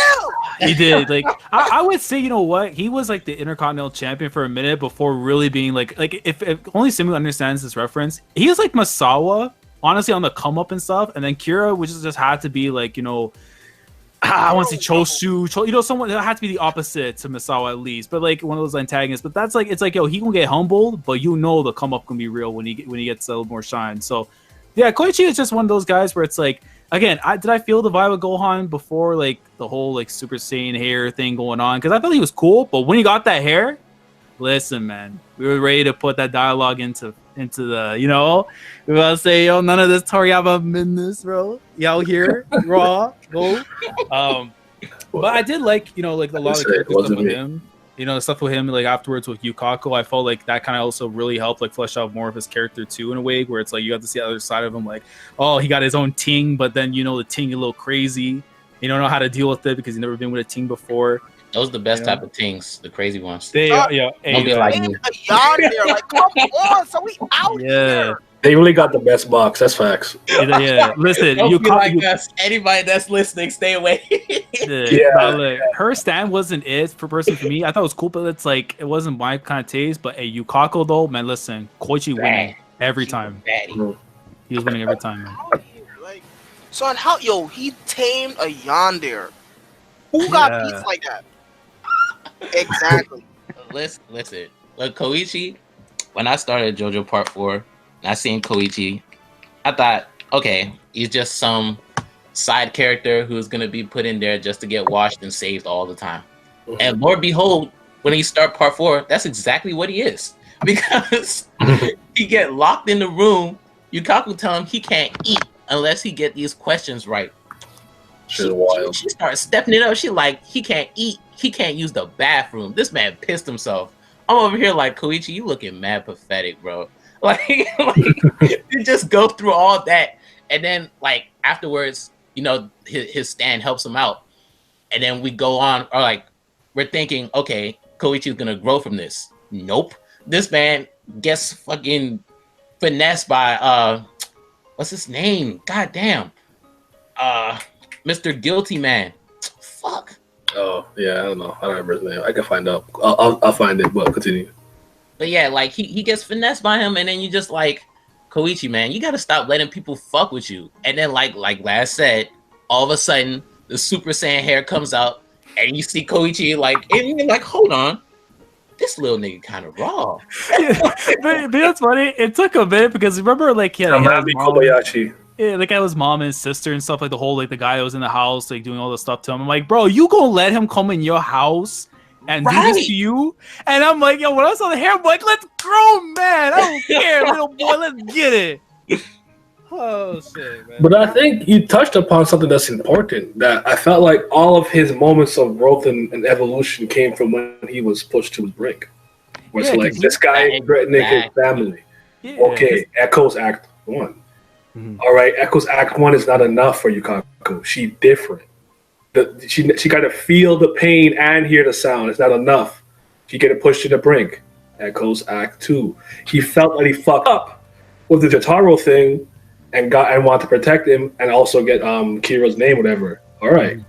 Act 3. Like all those moments came when he was kind of had his back against the wall, and I felt that it showed who he really kind of is, sort of on the inside, even though he can't always portray that.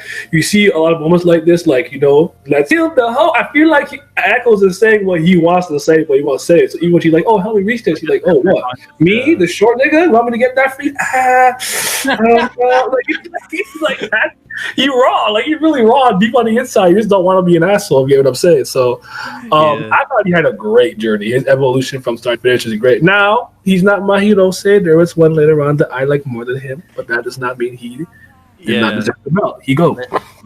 Yeah, but it's just like I think the thing that I loved with him too is like, you know, the courage that he has, because like you see him, like you could relate with him too. Like if you see all this wild shit going on, you're a short little dude that can't really do too much at the start. You're gonna have that anxiety, you're gonna have that fear, you're not gonna know what to do. But he keeps on going, no matter what situation you put him in. It's like, nah, I'm not gonna fold. I'm like, even if I get my ass beat, I'm gonna keep on going.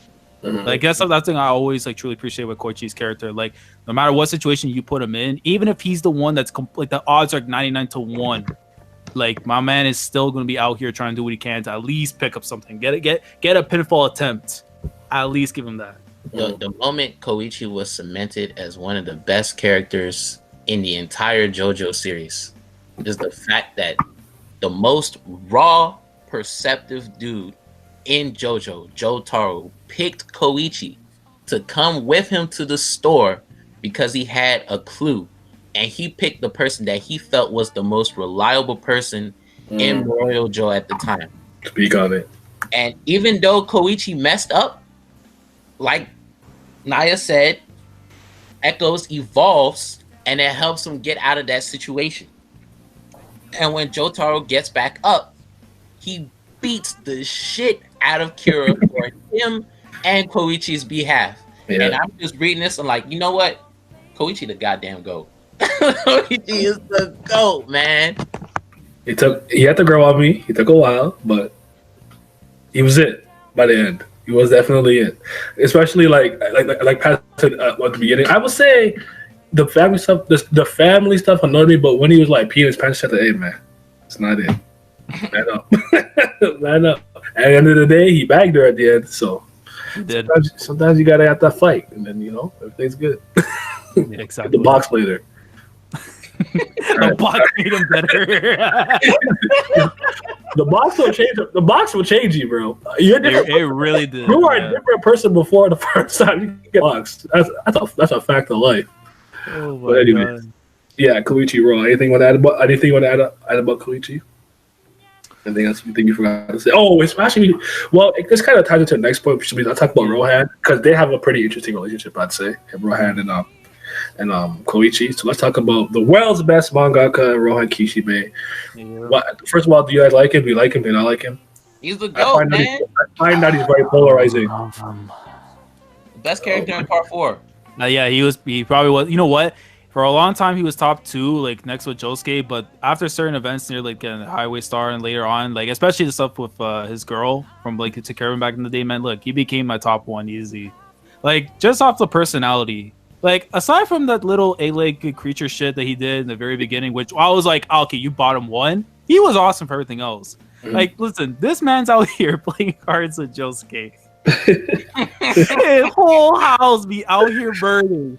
And he's like, no, I gotta figure out how the fuck this man cheated. Like, dude. But I like it. It's just like, yo, he's not normal. And I think that just fits perfectly with, how Araki's been able to assemble all these characters who just fit fucking bizarre. Like, that's bizarre as fuck. Normally, your house out here burning. Yo, go take care of that shit. Nah, man, I gotta find this cheater. It's like you out here playing Smash and man's like abusing shit. He's like, nah, I gotta figure this out. I don't care if there's a shooting outside my place. Like, and the fact that he out here like with the manga stuff too. Like, listen, this man was writing chapters hourly, not daily, hourly. He probably write better comics, manga in general than most other guys in the cut. He a Mount Rushmore mangaka. Facts.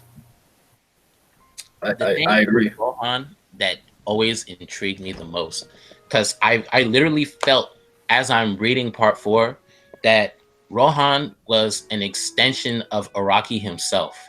Yes. And I felt like he tried to put himself in a manga. And like, how many people can do that where they put themselves into the story? And I don't really think maybe his personality is like Rohan's, so he made him like more eccentric. But like, you can see like, you make a character who, upon introduction, what does he have? A stand that does manga. And because it's a stand like that reads and writes, you can peer into people's memories and you see that Rohan is like an extremely curious person, but he's not, like a piece of shit. Like he'll still, you won't respect your privacy, but like it's just for his sake. He wants to know things about people. He wants to know how things work. He's not going to go out and blabber to everybody, but he's just for his enjoyment, to help with him writing more manga. That's what he likes to do. So you look at Rohan, and then you see how he interacts with the rest of Morioh Cho. Koichi, I felt like always brought out the best in him, because when he first saw Koichi and he was reading his experiences, it was like he found a treasure chest. He's like, this material hidden. Yeah, he was like, oh, Koichi, your personality is like the perfect protagonist for a jump manga.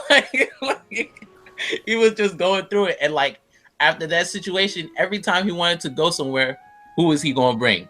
Koichi. He was always like, yo, I'm about to do something. Koichi, come over real quick. No, you ain't got no option. We about to go do this thing together.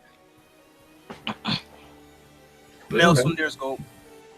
Yeah. Simple as that. Isn't Rohan the same nigga who played fucking John Ken with a fucking like 8-year-old? It was getting OD. Listen, Yes, that's a top. that's I don't care what I Moses. said. That's a top 3 arc in part 4. That arc, bro. Like, listen, it was wild as hell. It's like, because the ability, John Ken rock. Hey, listen, that boy kind of powerful. You lose in 5 rounds, bro. You getting smoked on sight. Rohan was still able to hold it down. Like, I just love it because it's like, he sees this kid, he's like, why is this kid fucking bothering me? He's like, why? And he was like, you know what? Heaven's door. We got to stand. No? All right, fuck it. One little game can't hurt. They play the game, he win. The boy come back, he's like, fuck. All right, let's play again. Then the stat activates, he's like, Nani! I just won't be leaving alone or nothing, man. I love it. This is the goat, man. Yeah. Daga Kotowaru. Like, come on. That's wrong. I fucking refuse, man. Leave me alone. The best, I know I interrupted, but my favorite part of the whole thing was when they're playing rock, paper, scissors. The kid's like, rock, paper, and this man just hits him with the one-time shot. Like that is children. That's Rohan to the core, bro. He would do shit like that. Like, oh man, he don't give a fuck. Did not care. Yeah, I mean, I like him a lot too. He's cool. I don't really have too much to add to what you guys said. But Heaven's Door is one of my favorite stands. I love its ability. It has the power to rule the world. I would love that power. It's raw. He looks really cool. I love that fucking thing on his head, the headband, whatever it is, his hair. I don't know what's going on, but it's just midriff out. You know the midriff that'll be showing. He's the midriff out. Bro, and his drip out here. Yeah, you just seeing him in his own side stories were actually were a treat as well. I always like seeing that stuff too. So yeah, I think that shows you how much the Araki really liked this character. For the fact that he was able to get that many spans, what was it, Rohan at the Louvre? I think I'm pronouncing it properly. Like he has that, and then there's another one too. $1 billion, I don't know what it's called, house, some shit like that. Something like and then he has like the bleeds, yeah, and then he has like what the manga book he released too. I'm pretty sure like it has even stuff on Rohan as well, because again, more like mangaka thing. And he also has the side story with Tony where they go to get a type of ingredient. Like he got a lot of stuff too. But like, let's talk about the remaining characters that we think are important in the Morioh Cho. We'll start with the good guys, I guess, or people who are on side for the most part. So how do you feel about them? So we spoke. Let's talk Okuyasu. How do you feel about Okuyasu? Mishandled. Oh, what is the point of giving somebody a stand that can freaking erase space but make him retarded? I cannot. And we never get this. Like, no, bring back fucking the hand, please. I mean, well, I can't speak because I still ain't caught up to part 8, but bring back the hand, because there's no reason for you to have wasted that stand. Like, why make Okuyasu literally retarded? Like, he's canically retarded. So that's not even me talking shit. He's canically stupid by nature, right? So it's like, what is the point of giving a fucking retard an overpowered fucking stand so he does nothing with it? That's literally the point. Because it's giving somebody smart and they're taking the world over. Fuck no! Nah, we need him. Nah. Literally an equally stupid stand. Like, nah. You don't, man. You don't freaking give somebody who's whack a fucking gimmick that's cool just to waste a gimmick and then never use the gimmick again. No, that's not how booking works. You book like that, your promotion gonna go under within the first year.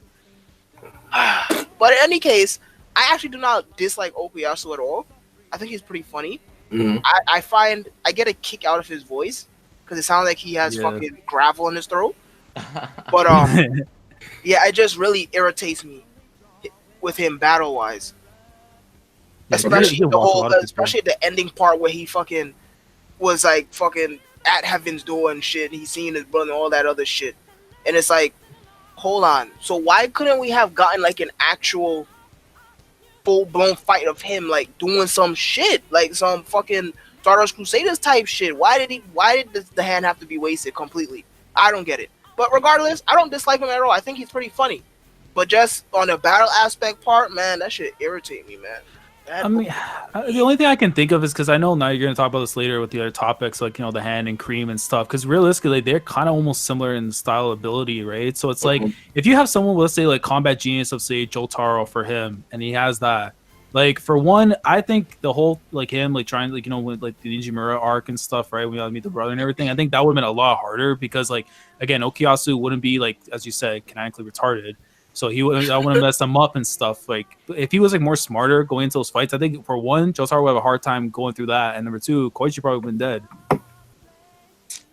You know what I'm saying? So like, I think if he was like at least that's how I think like or Araki kind of had to balance it out. Like the hand is a broken fucking ability if you know how to use that shit. You know what I'm saying? It's like then you have to kind of counter it, and I guess he had to go with retard. Maybe he didn't have to be completely stupid, but I guess that's Araki's saying like there. But aside from all the slander, aside the slander from his intelligence, Okuyasu is GOAT. Every interaction with him, Josuke and Koichi is hilarious. If you guys ever watched like the previews that they used to do back in the day for like Jojo, where they had like part 4, 5, and 6, like the little thing. Oh, bro, I loved all that stuff. I have them all on my computer. Hey, bro, like yo, that should be killing me. Oh my! When I heard that, I'm like, yo, listen, bro, part 4's anime is gonna slap as long as it gives me that voice at least. Like. Oh, bro, I love Okuyasu. He a good man in my book. I like Okuyasu. Like you guys said, he's extremely funny. When you pair him up with Josuke, it's like when they found the lottery ticket and they were losing their minds. I was on the floor, man. Like I was dying, bro. Like this is my Okuyasu reads it 3 times because he's retarded. He's like, Nani!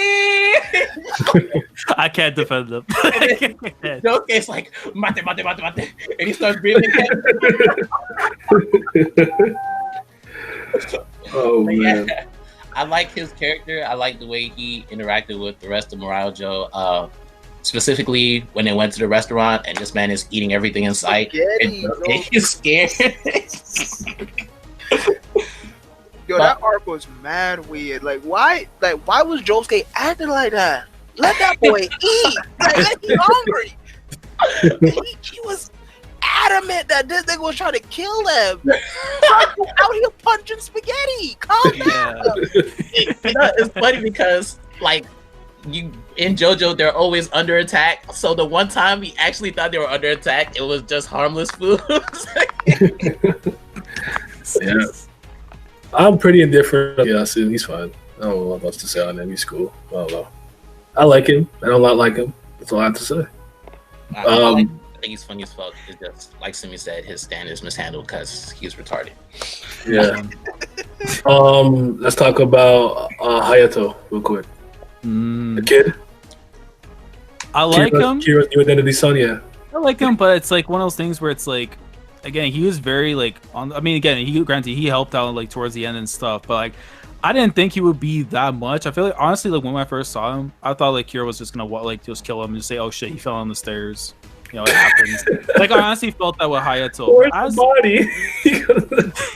He called disintegrated. Where's the body? What are you talking about? Oh, I'm talking continue. But I mean, like, yeah, I mean, with him, I thought he was cool, but I felt like, you know, again, I would have to go back and get another reread in for like Diamonds Unbreakable, but it's like for what he was and stuff, I thought he was cool. Mm. I just get a kick out of him because that entire arc of him trying to expose Kira and nothing is going right is fucking hilarious. Yeah. Like this kid is getting fucking tormented, and nobody knows what the fuck is going on. He's the only person who notices his dad is different. That's not his dad. That shit was funny. Yeah. But other than that, I mean, I just get a kick out of him. That's it. Like, you know, just fucking whatever to me. That's my fucking a form of comedy right there. Watching him go through it. Yeah, I think the funnest for me though was him and the stray cat. Because first off, the stray cat shit was already wild as it was. Like just seeing the things like, yo, like imagine you saw that, bro. Like what the fuck? Like the design lines look weird, but hey, it almost had Kira those ankles broken, mind you. So it's wild. Wait, how old is Hayato? Like 10? Yeah, he's pretty young. Yeah, something like that. The thing that always gets me is like, what fucking 10-year-old spies on their parents, bro? Like that was just like, I guess, you know, JoJo is a bizarre adventure, but that's one of the weirdest. He's 11, but yeah, continue. Like, why would a 10-year-old spy on their mom and dad? Ask if their mom and dad even like each other. Like at 10-year-old, like, do you even ask that question about your parents? My parents like each other. What? I don't fucking care. They were blown on my ass. Like I was busy. I was outside. I don't give a damn. Right. So it's like the fact that he's spying on me, and then he's trying his hardest to expose him. And like, keep in mind, a lot of people forget he actually pushed Kira against the wall later on, and then Kira actually killed Hayato.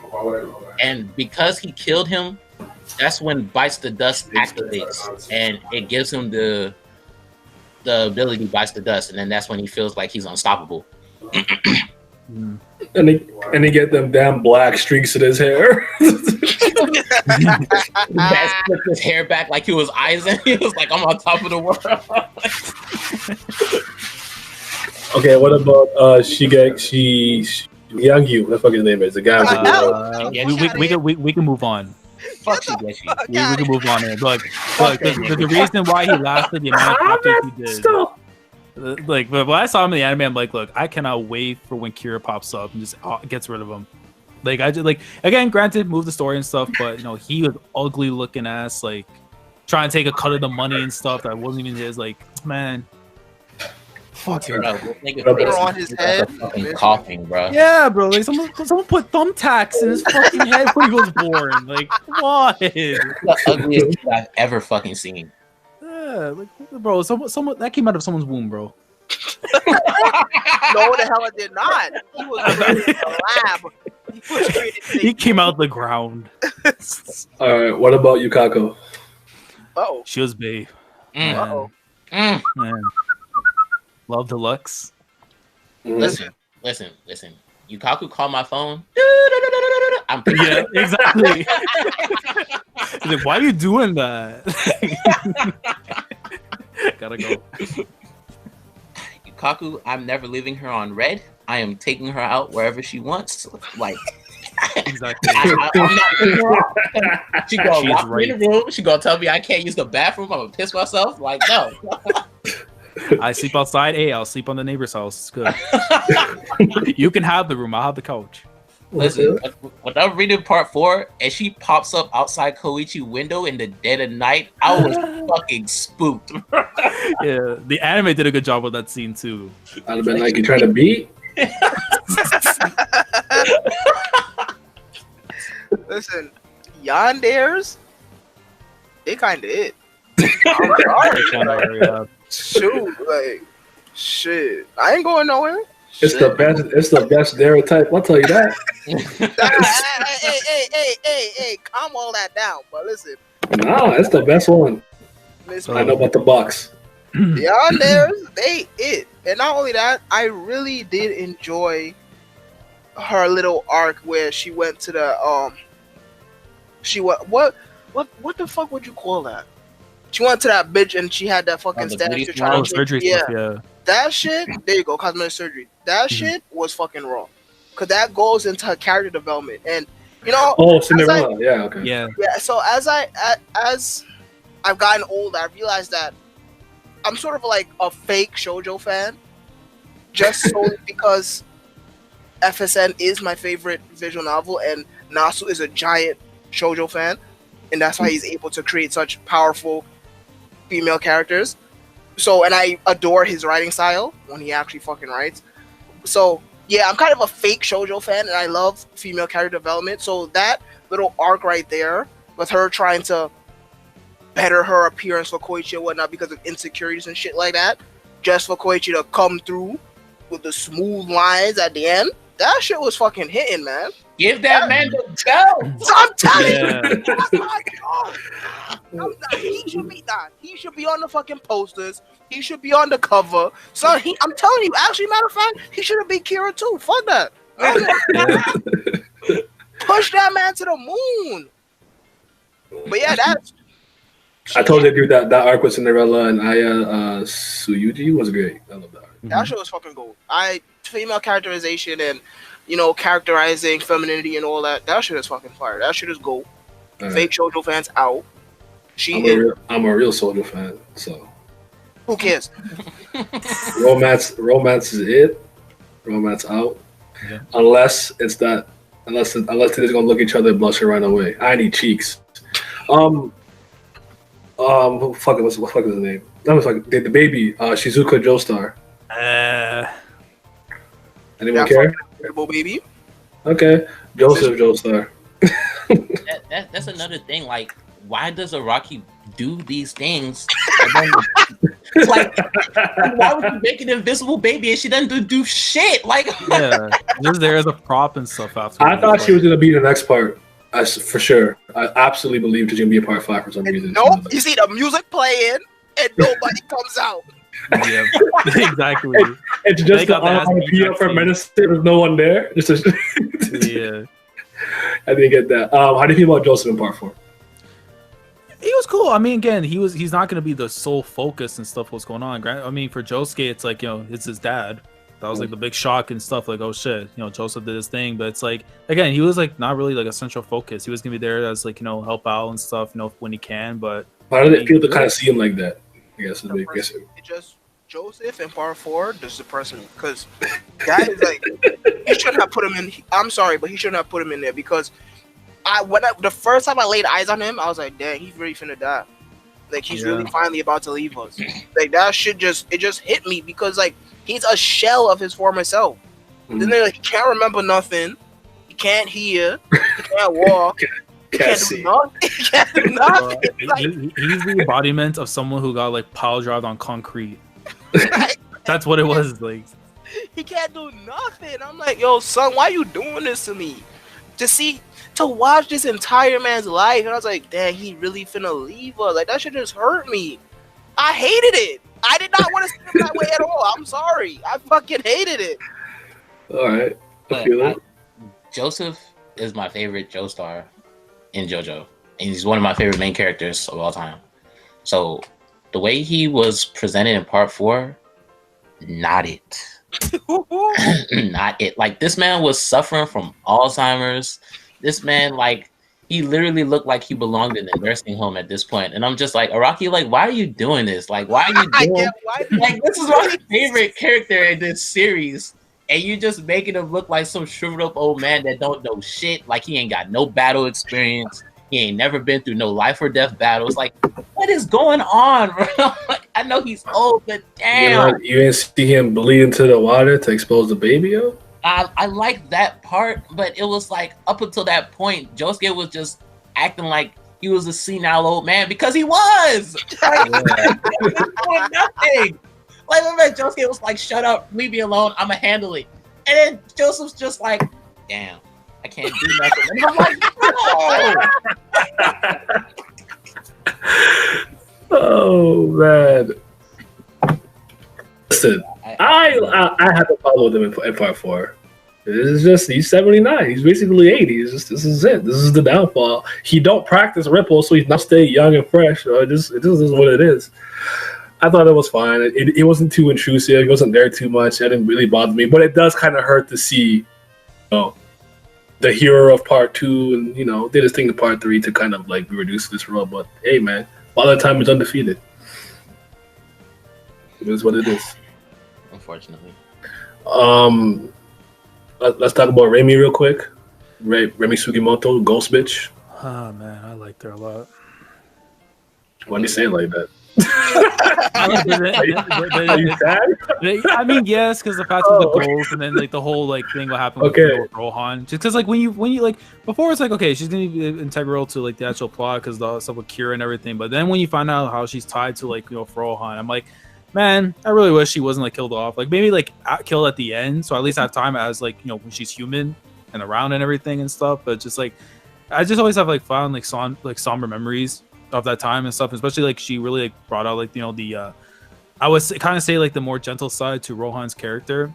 Like him, he's always like, oh fuck this, fuck that, like he just doesn't care about anything. But he actually like truly did care about her at like some point in his life. So seeing like her gone and stuff, like just for her in general, like just seeing her and then like finally getting like the justice after Kira like got taken out, like, and she got body. So, but this is me speaking out 16. All right, you got it. Saved himself with that one. Anyone have anything else to say about her right there? I thought she was cool. I like that she got her revenge. I don't have too much to say about it though.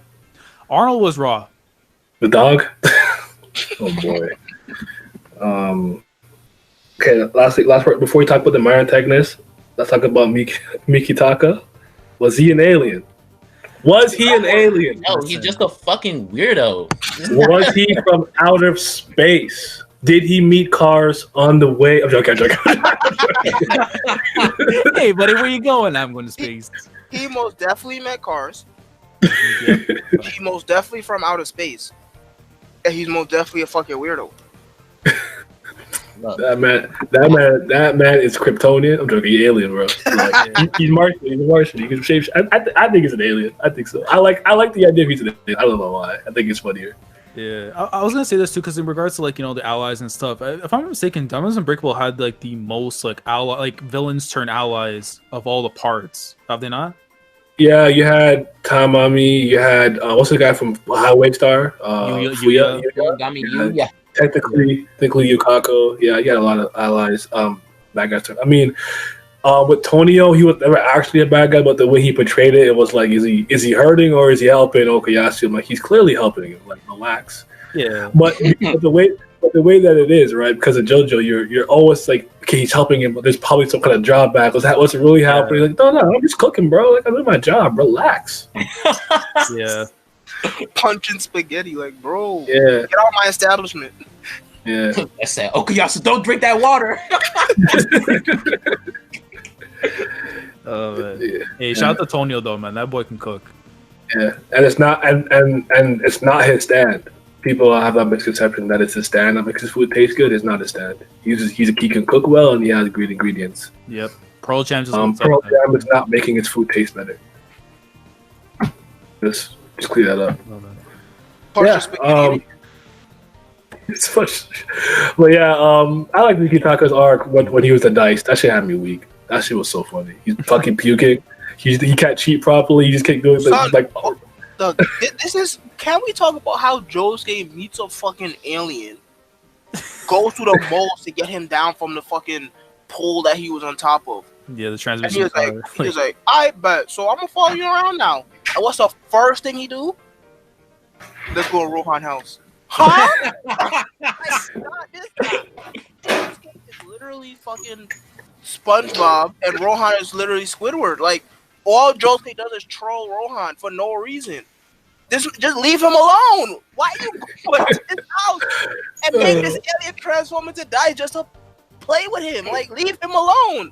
Let him draw his manga. Damn. You know, it's funny. Like, this man, Rohan, opens up the door. He sees who it is, and he's like, what the fuck do you want? He's like, I just want to play some dice. Let's play a game. You got money, right? This is Rohan's like,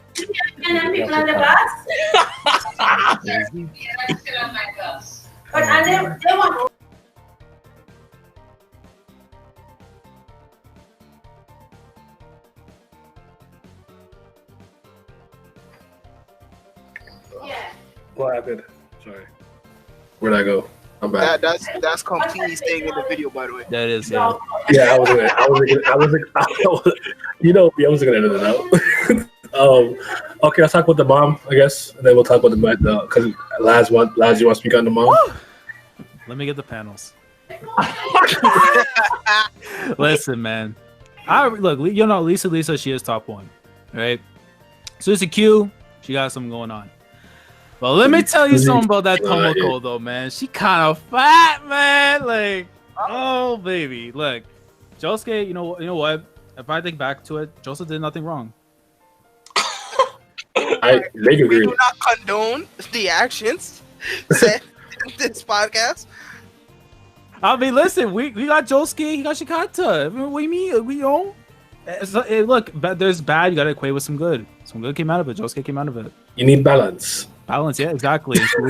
She was the balance. I don't think yin and yang work that way. It doesn't, Jojo. You need balance.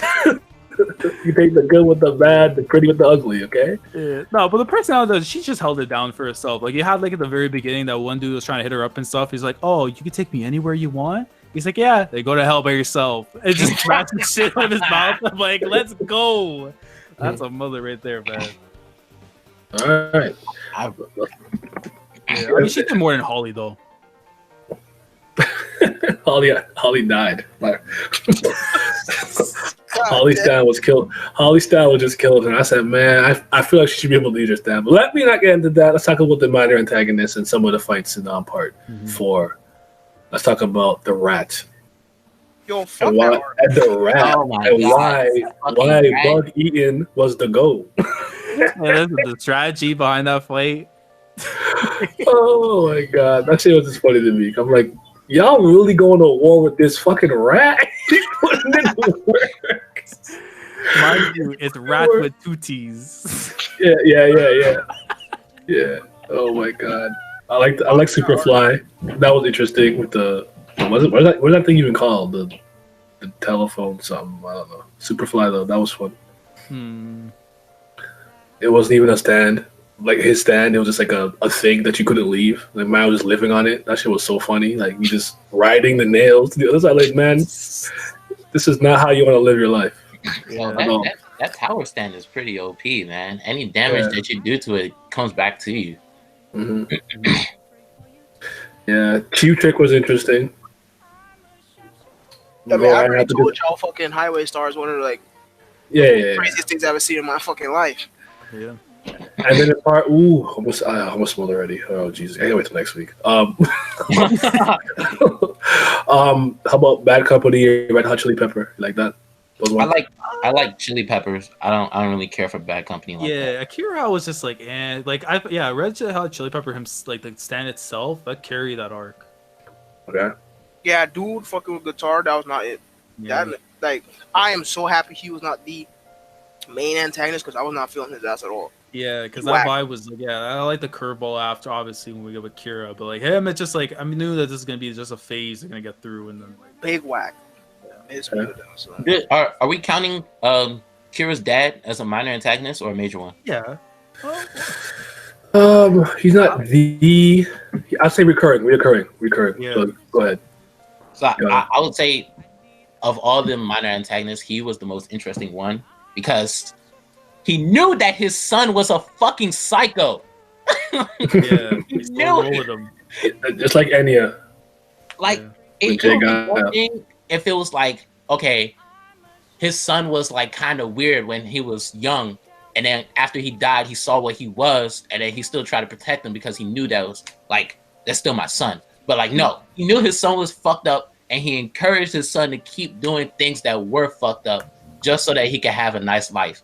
And I'm just like, at this point, I was thinking to myself, if I ever had a kid like Kira that was cutting off bitches' hands, I might have to put him down myself because this nigga is fucking strange. Absolutely. 100% agree.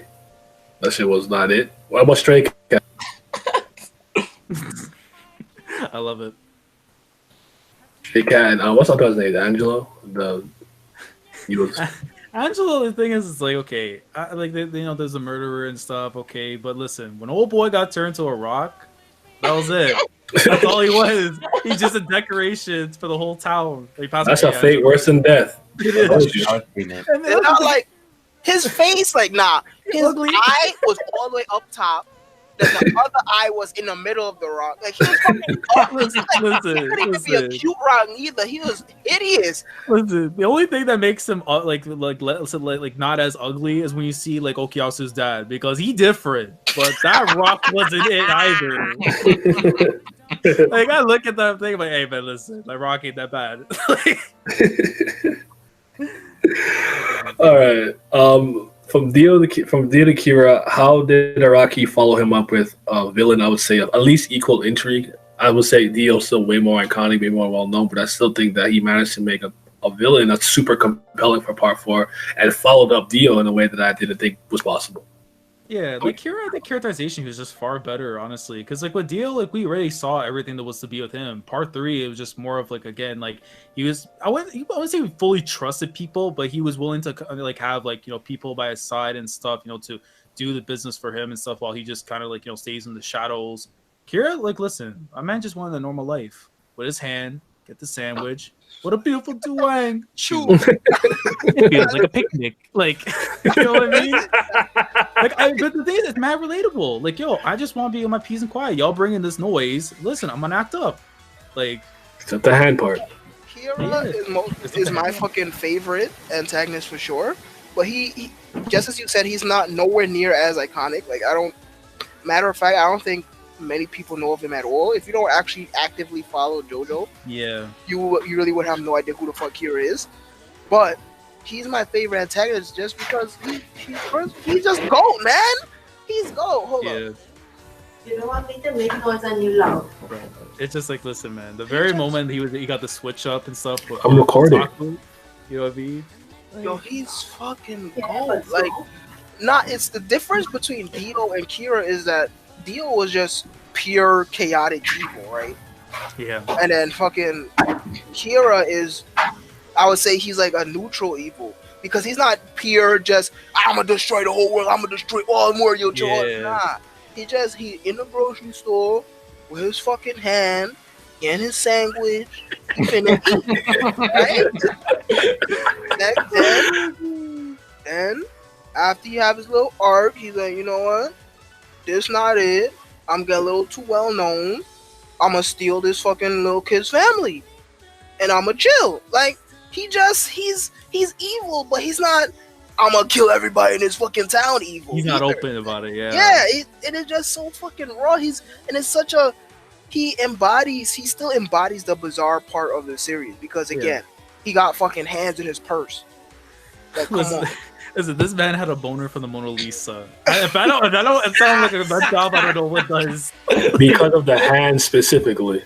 Yeah, it's just like not because her chest out here, she looks beautiful. The hand, bro.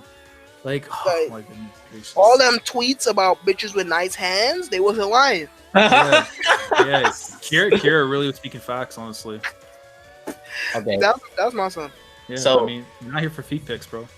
And anybody that knows me knows that Dio is undoubtedly my favorite villain in like anything because I love how fucking terrible this guy is as a person and the fact that he owns up to it and he embraces it.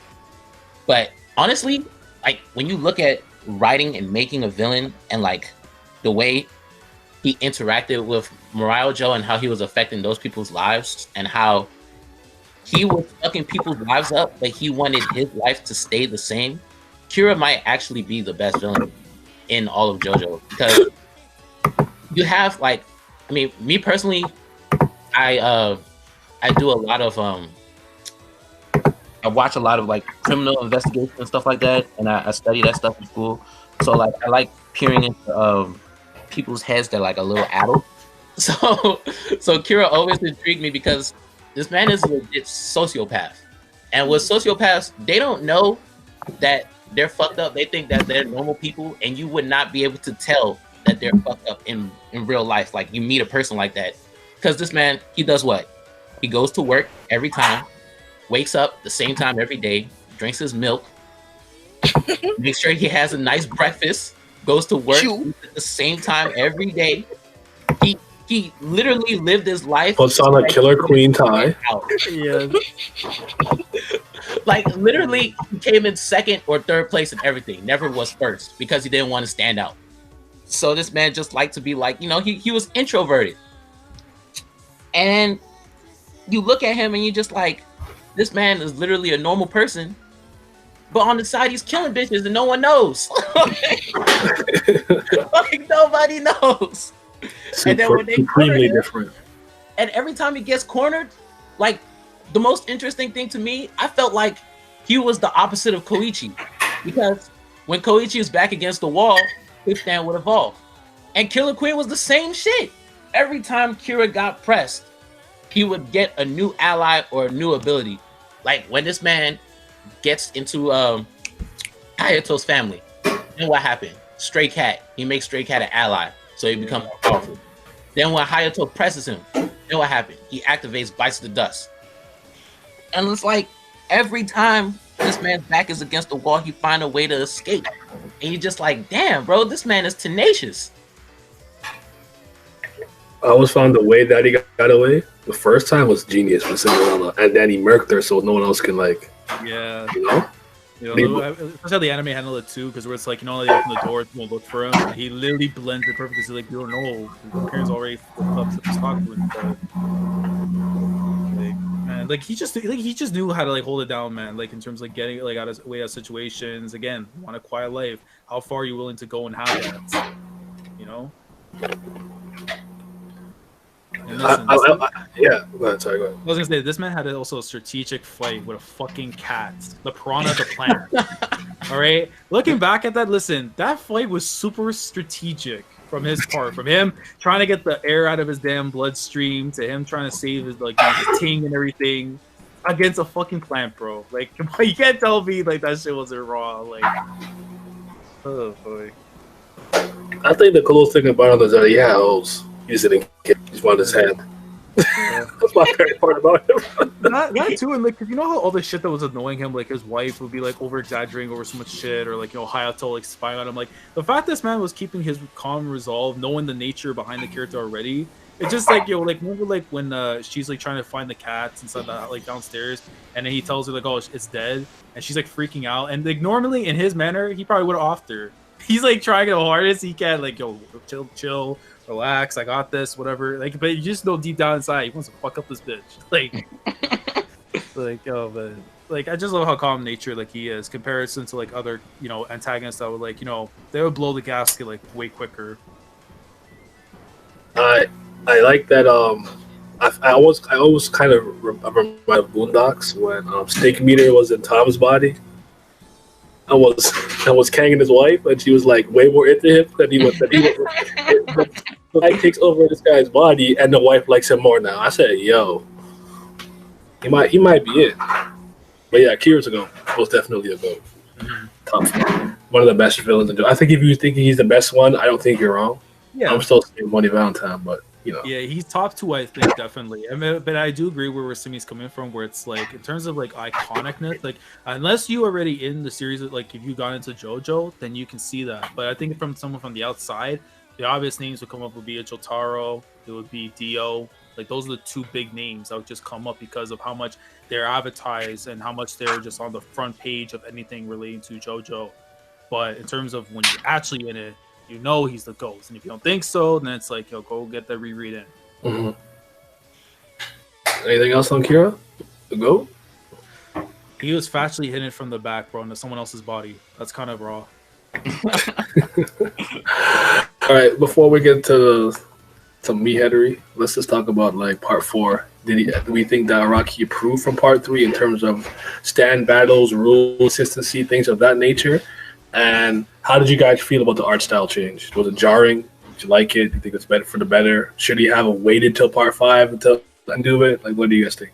Nah, because it's like, again, we looked at all the other parts, like from part 1 to 2, we saw there was a transition stuff from the art 2 to 3, and then the biggest, I think, up until Steel Ball Run, because again, that art change was just ridiculous. But 3 to 4 was the big one. It went from him having these bulky big dudes that we were so known and love about to now there's more like I want to say like more of like like the what's the word I can say for this? Like more of like the shit. What the fuck would be the perfect word? Because I don't want to say flamboyance, but it's more of like yeah, like I don't know, like where they're more like the style to them and stuff. Like they were fashion, flashy, that kind of thing, right? Like when you look at Josuke and stuff compared to the 4 and like the beginning of 4 to now, what he looks like he actually looks kind of proper. The kind of hyper masculinity era was kind of exactly that time.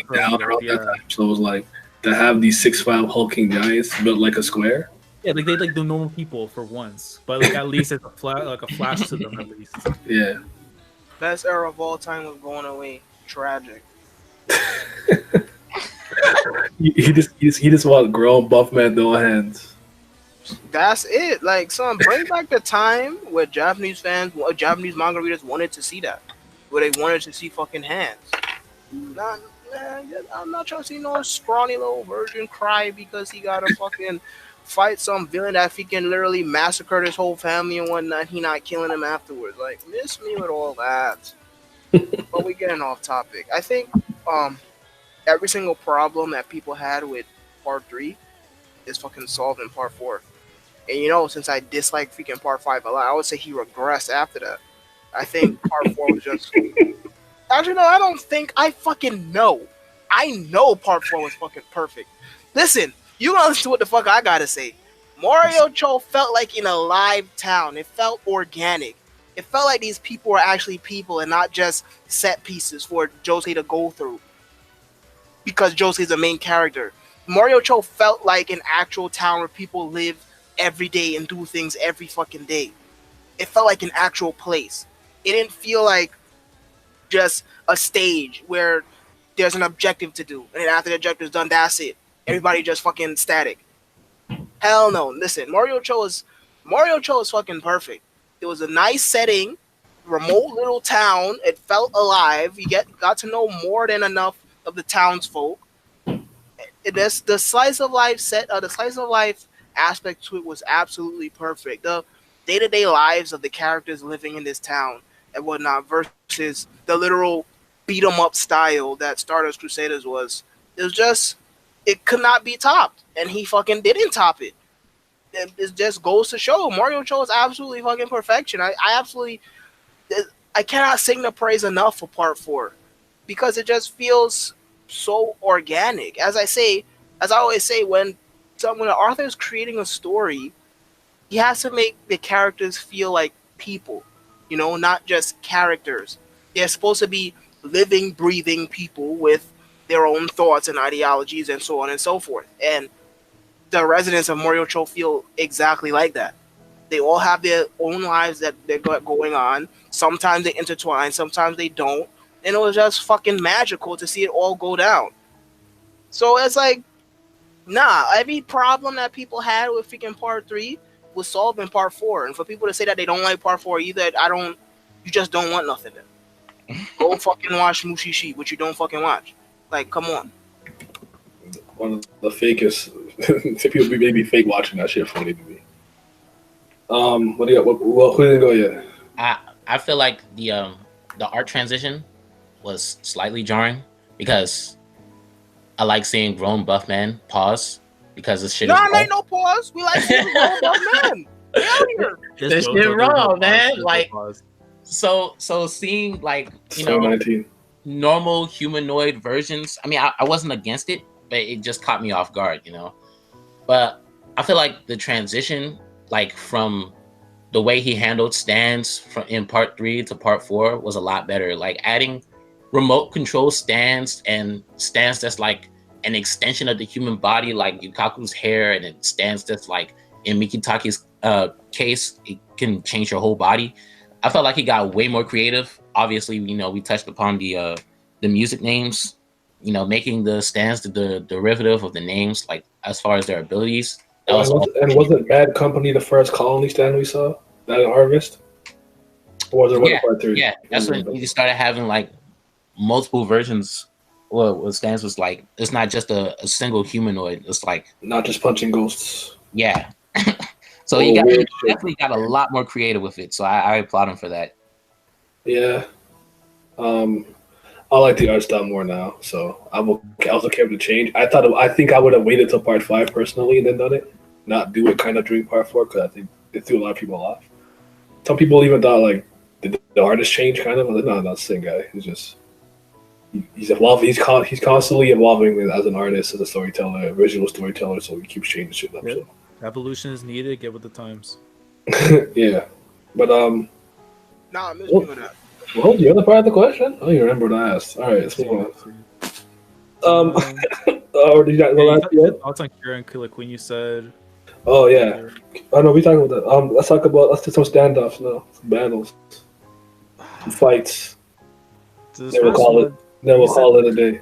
You said this first one was like Yukaku and Buford. Yeah, Brew 4 of the Black, whatever. Yeah, so I mean, the fact that he can't see stands and Yukaku, she wins. I think her stand might be one of the few you could see, right? Just her hair. Nah, she'll look bald. No, she won't. What is this bald girl trying to play? Like that's all he'd be saying. Sorry, time out. Crazy. Yeah, I just picked these two because they can both control the hair. Yeah.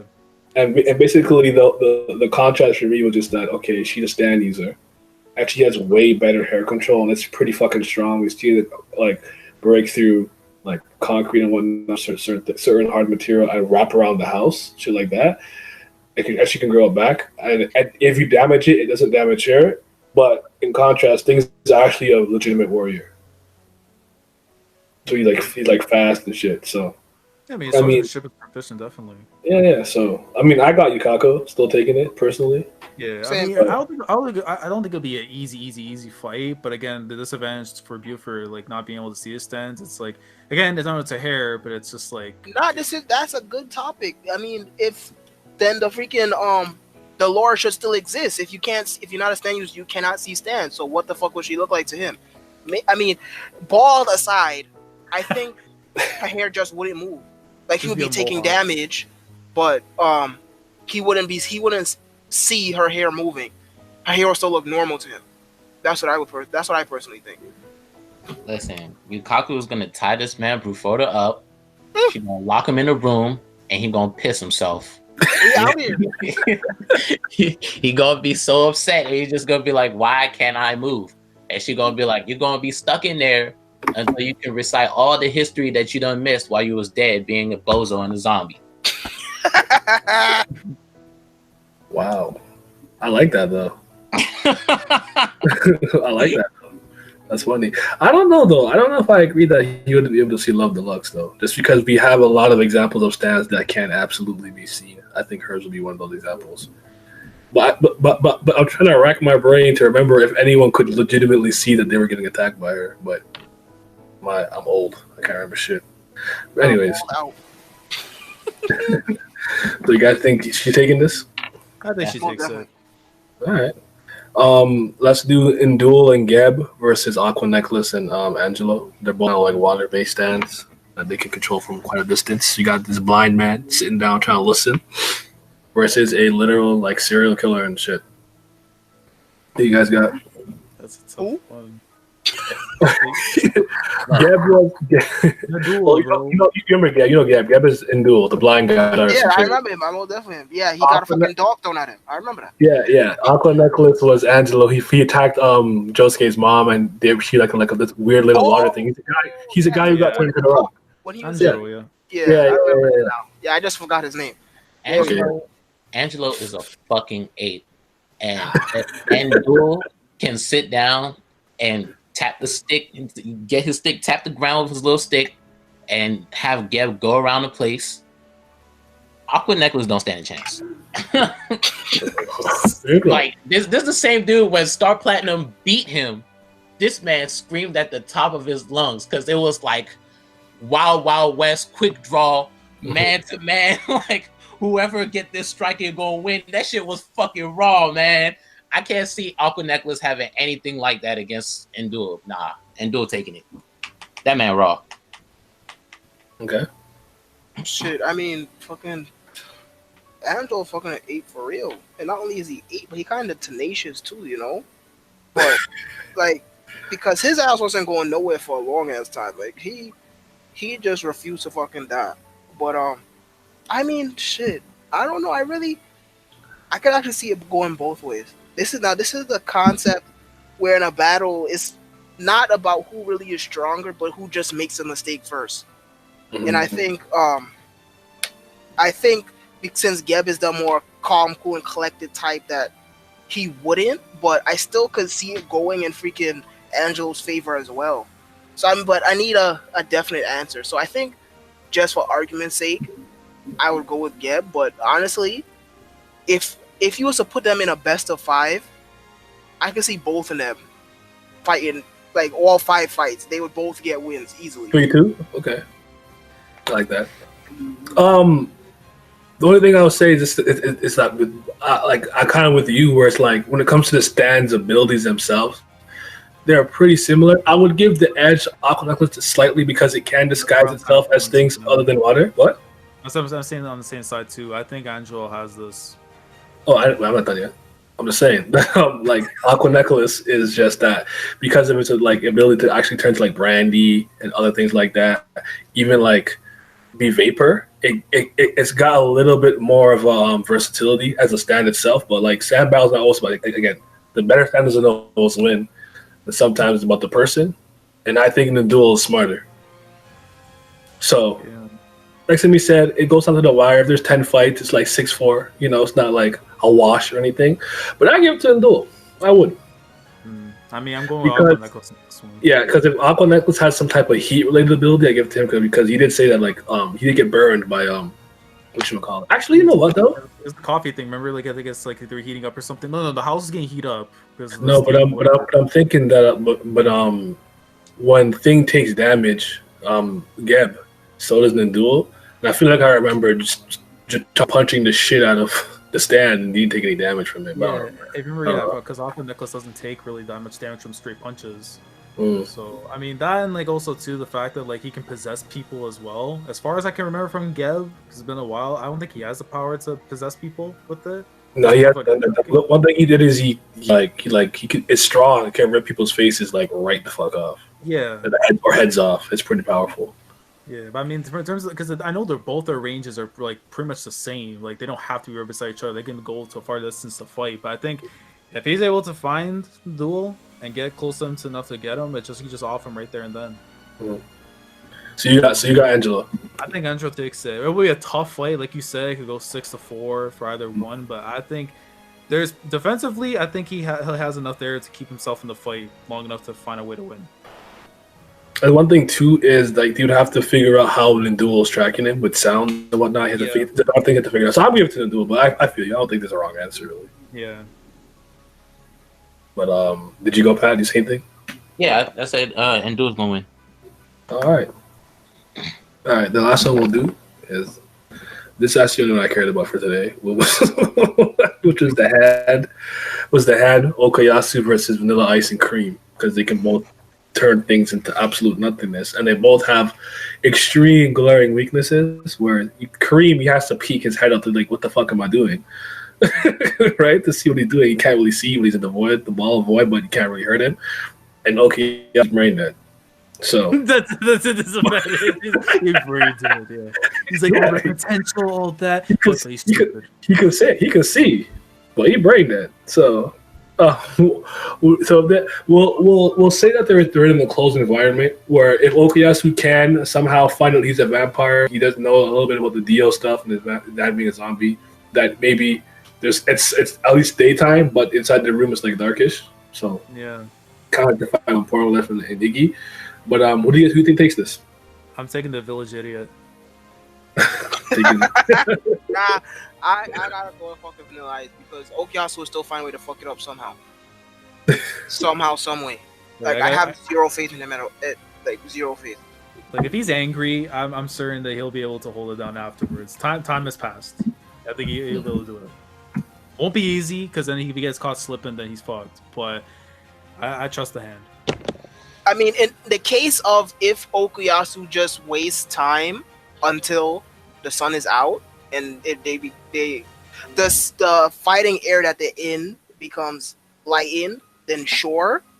But otherwise, like 100% equal footing, even though there's no such thing in this case, because vampire versus human and whatnot. Yeah, I got it to freaking Vanilla Ice because Okayasu just that fucking stupid. Like I have zero faith in this man. I'm sorry. Like he's just fucking retarded. He's really like one of them fucking rage comic memes. He's not. He the one with the fucking indented head and he drew it. Actually, no. Okayasu's the one with the fucking with the extension cord head. It is plugged into himself. Wow, we gotta do this. I feel it. See, the thing with these two matchups is like I don't believe the hand kills the people that, like, if you get warped up in this dimension, he just doesn't know where it goes. But with Cream, I'm 100% sure you die. So, but the thing is, Cream can't really see where he's like eating up the spaces when he's, eating up space and killing people. But the hand, like, is just right in front of him. He just takes a quick little swipe. Yeah, you can close distance. Yeah. But I'm sorry, man. Okayasu's just too retarded. Like, Vanilla Ice is like very, very thorough. Even if he was like, okay, the hand is bothering me because it keeps cutting the dimensions and I'm trying to eat him, I can't. Like, this man is a full-on vampire. Like, worst comes to worst, he'll just get close to Okayasu and just eat him up. Chew. So let me ask this though: Are we gonna use environments to play into this fight? Like how are we gonna definitely. do this? Yeah, that's more definitely an aspect. Are we gonna use the training stage you would find in like fighting games to do this? Because as far as I know, if we take it outside, I'm like, come on, Yeah, like, yeah. And I mean, at the time, the Vanilla Ice didn't even know he was becoming a vampire. I mean, it's what the thing about it though is like, for me, the thing that makes this fight interesting is I don't know how the hand's elimination reacts to the void, because with Polnareff, he becomes completely intangible. Can't hurt him, right? We know that the void sends you to some dimension. He calls it the world of darkness, but I don't particularly think he understands exactly where that stuff is going either. So, if the hand swipes the void, how do they interact when they clash? It's really kind of my thing. That's what makes this fight interesting to me. But really, I don't know. Cream and Vanilla Ice to me were one of the most scarier stand users we've ever seen in the series. As a combo of a better thing. It's just that Okuyasu was stupid, but if you disrespect Dio, Vanilla Ice becomes brain dead as well. He just killed himself. He's stupid. He legitimately killed himself. He just ran into the sunlight. Like, he's actually dumb as fuck. So if you can get under his skin, he might just lose the battle himself, because there came a point where Polnareff wasn't even fighting Cream. This idiot just kept running at him, got slashed away, get back up, run at him again. I said, what is he fucking doing? Yeah, look, he got agitated by a fucking dog. like Okuyasu wouldn't just like swipe a piece of a hole and just let sunlight in. Like, come on. So Okuyasu is like brain dead all the time, but you could possibly force Vanilla Ice into brain dead territory. Yeah, I mean, listen, it takes one brain dead to take down another brain dead. So I'm going with Okuyasu. Oh my god. My argument is, would Okuyasu even have the sense to bring him to that brain deadness to begin with? Because I don't think Okuyasu would be like, hey, yo, Dio a bum. Nah, he's a fucking banjo. He's just gonna say quarter and order all the damn time. You know nothing about no damn Dio. So I don't fucking Vanilla Ice's brain deadness is that shit not gonna get brought out, because all fucking Okuyasu's gonna do is say quarter and order and corner yaro. That's it. Oh my goodness! But you know what's true though? Vanilla Ice is unharmed in the dimension. So even if somehow they were linked to the same place, he might not be. If you could send him there, he probably wouldn't die. So I don't know. But yeah, I got Cream though. I got Vanilla Ice and Cream. Vanilla Ice for sure. Just Okuyasu, man. Something wrong with that boy, son. Like, I don't know. Like, he really the extension cord plugged into himself. Man. I take the brain dead. Oh my goodness. Yeah. I mean, anything else you want to add to it? We'll call it an episode for now. I mean, what else can you say on it, really? I mean, how did you guys feel about the final arc itself, basically? Bites the Dust. Oh yeah, you know that's a good point. A lot of people really don't like how the conflict with Kira ended, because Klee got run over. Yeah, but that's weird. Wait. It's I have seen that it's the most. It was the worst. I could pull up in the Discord. I remember someone said in my Discord it was the worst ending to some anime of all time or something like that. The worst way of villain. That's wild. We'll find it. But yeah, I'll talk about the ending though. We'll find it. Tell me now, you're gonna say who said that, because I could almost bet money that's a fucking new nigga who said that. Wait. Which anime do they watch where there's so many better endings than that one? I want to know. Listen. It's not. They are you niggas. They only watch or read shit made after like fucking 2014. I could bet money right now it was a new nigga who said that. Tell me who said that, son. Tell me. Ain't no person who has read at least one series or watched one series made before 2010 said that. I mean, I think it was hyperbole, but I'm gonna find it. But what do you guys think of the ending though? Well, I'm looking right now. So it was. I have no beef with it, really, because it's like, honestly, like, if you think about it, right, after all the shit that Kira has done, because he's not like a one-time offender, he's done like plenty of bad shit his whole entire life, and it's like, I think it comes down to whether you agree with the mindset of, like, you know, do you let somebody suffer rather than, you know, if you kill them, it's over. You know what I'm saying? So that's probably you probably give them like the worst possible treatment that they get like never see coming from them. And like getting run over by a fucking car. But like even that and the whole like being pulled in by like the darkness and stuff when he went with Raimi and Arnold, then like in the alleyway and stuff, like that shit. Like I think that was a satisfying way conclusion. Maybe the car I could see be a problem, but that whole void shit, like that was fucking crazy. It's like, you stuck in the darkness, bro. Like, fuck you. Like, listen. That entire final fight was fucking perfect. How can you have an issue with it when you have an antagonist who's 100% introverted, who wants to be to himself, by himself, and be in his own little world, and you have the final fight directly in public with the whole town fucking watching, and his identity revealed to the whole world? How is that not perfect? How is that not a perfect way to finish this villain off? What is y'all talking about? And at the very least, they had to corner him to that point. But it was someone named Wanji. Said Kira really has the most disappointing defeat in anime history. First off, the fucking name. I told you. Dumbass. Hey, Sandio. His favorite part has to be part 5. But anyways, yeah, Kira, you know, I mean, the whole thing with Kira, like, again, it was fine. Like, because the whole time, like, again, as Simmy was saying, like, by the time we got to that whole thing where his identity was revealed, it's like, what the fuck am I finna do now? That my quiet life that I tried to have this entire time has been exposed to the world. All the crimes I committed are about to be exposed to the world. And the way how he went out, it's like, it's perfect. Now, one, he can't be put on trial for all the murders and stuff that happened to all those people and stuff. They can't get the justice that they wanted because it was cheated at him. But in the afterlife, Raimi got her victory. Look, I just want to say that people, whoever that was, he's a fucking idiot, and he makes Sanji fans look bad. But look, the way the end game for Part 4 was set up, it was so calculating and done in like almost the best. Like, if the ending for Part 3 is the perfect way to end the series for meatheads, for Part 4, if you like just a fan of anime and manga, period, there's no way you cannot appreciate the way that he ended Part 4. The end game is too good, because you start off with, like I said, Hayato pushes Kira against the wall and then he kills him. And then what happens? He activates Bites the Dust. And next thing you know, Hayato is alive. Mm-hmm. So it literally starts off with Hayato like, why my dad acting like this? Why he acting so calm? I'm pretty sure I pressed him out last night. He goes. Rohan's like, hey, you, come here. You the son of this man, right? Why was you spying on him? And then boom, what happens? Rohan gets clapped. And then after he gets clapped, what happens?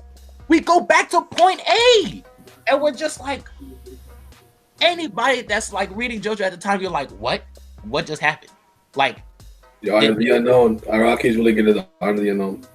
Yeah, like you're just reading it and you're just like, did they like accidentally scanlate the chapter and then put the same chapter panels in twice? And like anybody that can read it is like, is there a mistake going on? Yeah. And then later on, when you find out what actually happened, you see Kira unlock the new ability, and it allows him to rewind time, but he has no recollection of what's happening during that time. So he uses Hayato as a proctor to know when I should stop it. And it just goes back and forth. And when Hayato's about to give up, that panel, look, I love JoJo. I love David Productions. I love the way they handle the anime. But that panel in the manga, when Josuke is standing right there and he sees that Kira just said who he is, and Kira turns around and sees who's behind him, that shit gave me like goosebumps on a level that I have rarely ever felt before. Like, you just see him standing right there and you're just like, oh shit. We about to go into the final battle, like right here and now. And then at the end, his back is pushed against the wall yet again. And what happens? The lady from the ambulance comes out and he sees that as his chance. And then Bites the Dust, we think it activates. And then he's right there with his first victim in Morioh Cho. And then that's when he dies. And you're just like, the way it was. Nah, man, people are dumb. Yeah, people dumb. It really showcased how good like Araki too was able to handle like, you know, the strategic sides of like, you know, the battles and stuff. Because I really felt like, even though I feel Part 5 is where I think he really showcased how good he is when it comes to writing fights, I think parts like 4 was really like the early developments of seeing like how he's able to like, you know, really put on a consistent amount. Like you could easily say part 1, 2, and 3, they have some really good fights in there and stuff from a strategic point. But I think consistency wise, I think I really started to see that from Meraki during this part itself, and like especially like during like the end game of part 4, like trying to see how Josuke was trying to handle things against Kira, especially knowing what happened with Okuyasu early on, where we thought he got smoked, and then how he came back into the mix and led up to everything that happened afterwards. Like, man, good greatness, man. Part 4 endgame is phenomenal. Yeah, Part 4 and awesome. Part 3, the 2 strongest endgames in the entire series. Yeah. Like, I don't. It's just fucking. You could tell when somebody's a fucking you nigga. I guess I could put it, yeah. Like, it is not. Like, and I really hate to have to say this because One Piece is so fucking GOAT, and GOAT does not deserve this fucking fan base that he's earned in the West. But niggas who read One Piece and only read One Piece, read absolutely nothing else, they're fucking brain dead. They're the scourge of the One Piece community, bro. Yep. They just For you know real. what, man? Can't call them humans, subhumans. They the hangnail of the community.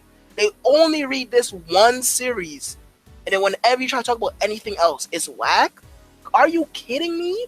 Yeah. The ending to part 4 is fucking phenomenal. Again, minus everything that the both of y'all said. The simple fact that you have an antagonist who wants to specifically want to be to himself, by himself, and have a peaceful life. His final moments is the exact opposite. Is fucking GOAT. To see him fucking have his own rampage in a way that's not literally mowing down people in broad daylight, to him finally getting his just deserts in a perfect way, both mentally and physically and supernaturally, is fucking satisfying. What is y'all talking about? I'm telling you, these new niggas, man, you can tell when you're talking to one, cause they never not making sense.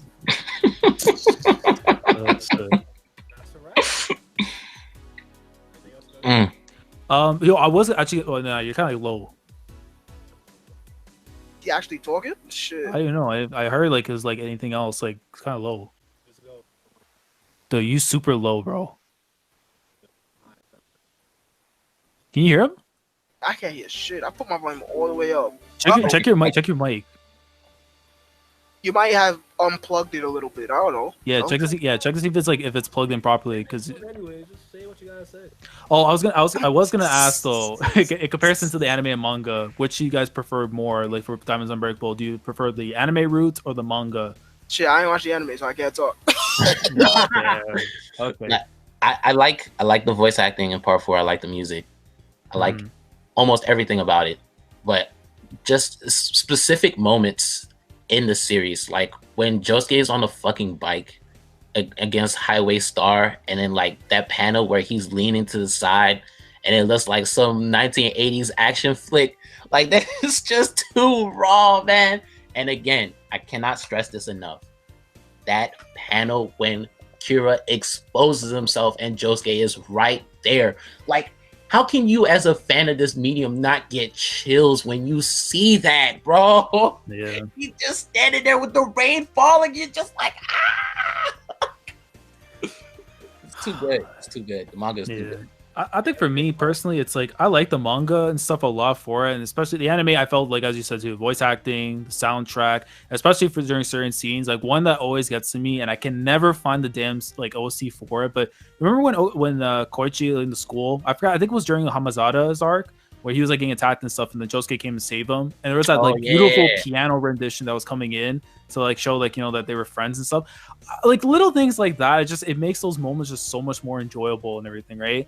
The only thing I will say, and again, this is like a minor nitpick and stuff, but like terms of like the colors, really feel like the anime took like, I mean, again, they switch up and stuff during like battles and everything, but at the time, I would say it was a hard time like trying to like get used to like the colors usage, I guess, for like character designs and certain settings and stuff, because I'm so used to like the JoJo's color bizarre adventure, like those colored scans and stuff. So seeing it in the anime the first time, it was kind of hard to like engage with it, but over time afterwards, I came to love it. So But I think I would probably just prefer the anime just because of the fact, again, voice acting, soundtrack, the animation, like. Shit, I mean, I like the voice actors they picked for fucking All-Star Battle. Do that count? Shoot. Yeah, go ahead. But what the fuck was I about to say? I actually do have an issue with the art style or that they went with in part 4. This look kind of weird to me in the anime. It looks kind of weird, like the little fucking pig nose that they give everybody, and them weird fucking like donut lip they give everybody. It kind of look weird to me. It's a little weird. It's like, it's kind of. It looks kind of cartoonish, yeah. Yeah, it kind of looked like they still rendering, like, you know, like when you playing a fucking video game, and then the fucking console can't keep up with how fast you're moving, and everything is just fucking smooth and shit until it fully load. Like, it's kind of like that. I think it's like lacking detail, but it looks like Western cartoonish kind of. It's just kind of off-putting to me. Mm-hmm. But I ain't fucking watching anime, so I can't talk. The correct answer was both. Yeah.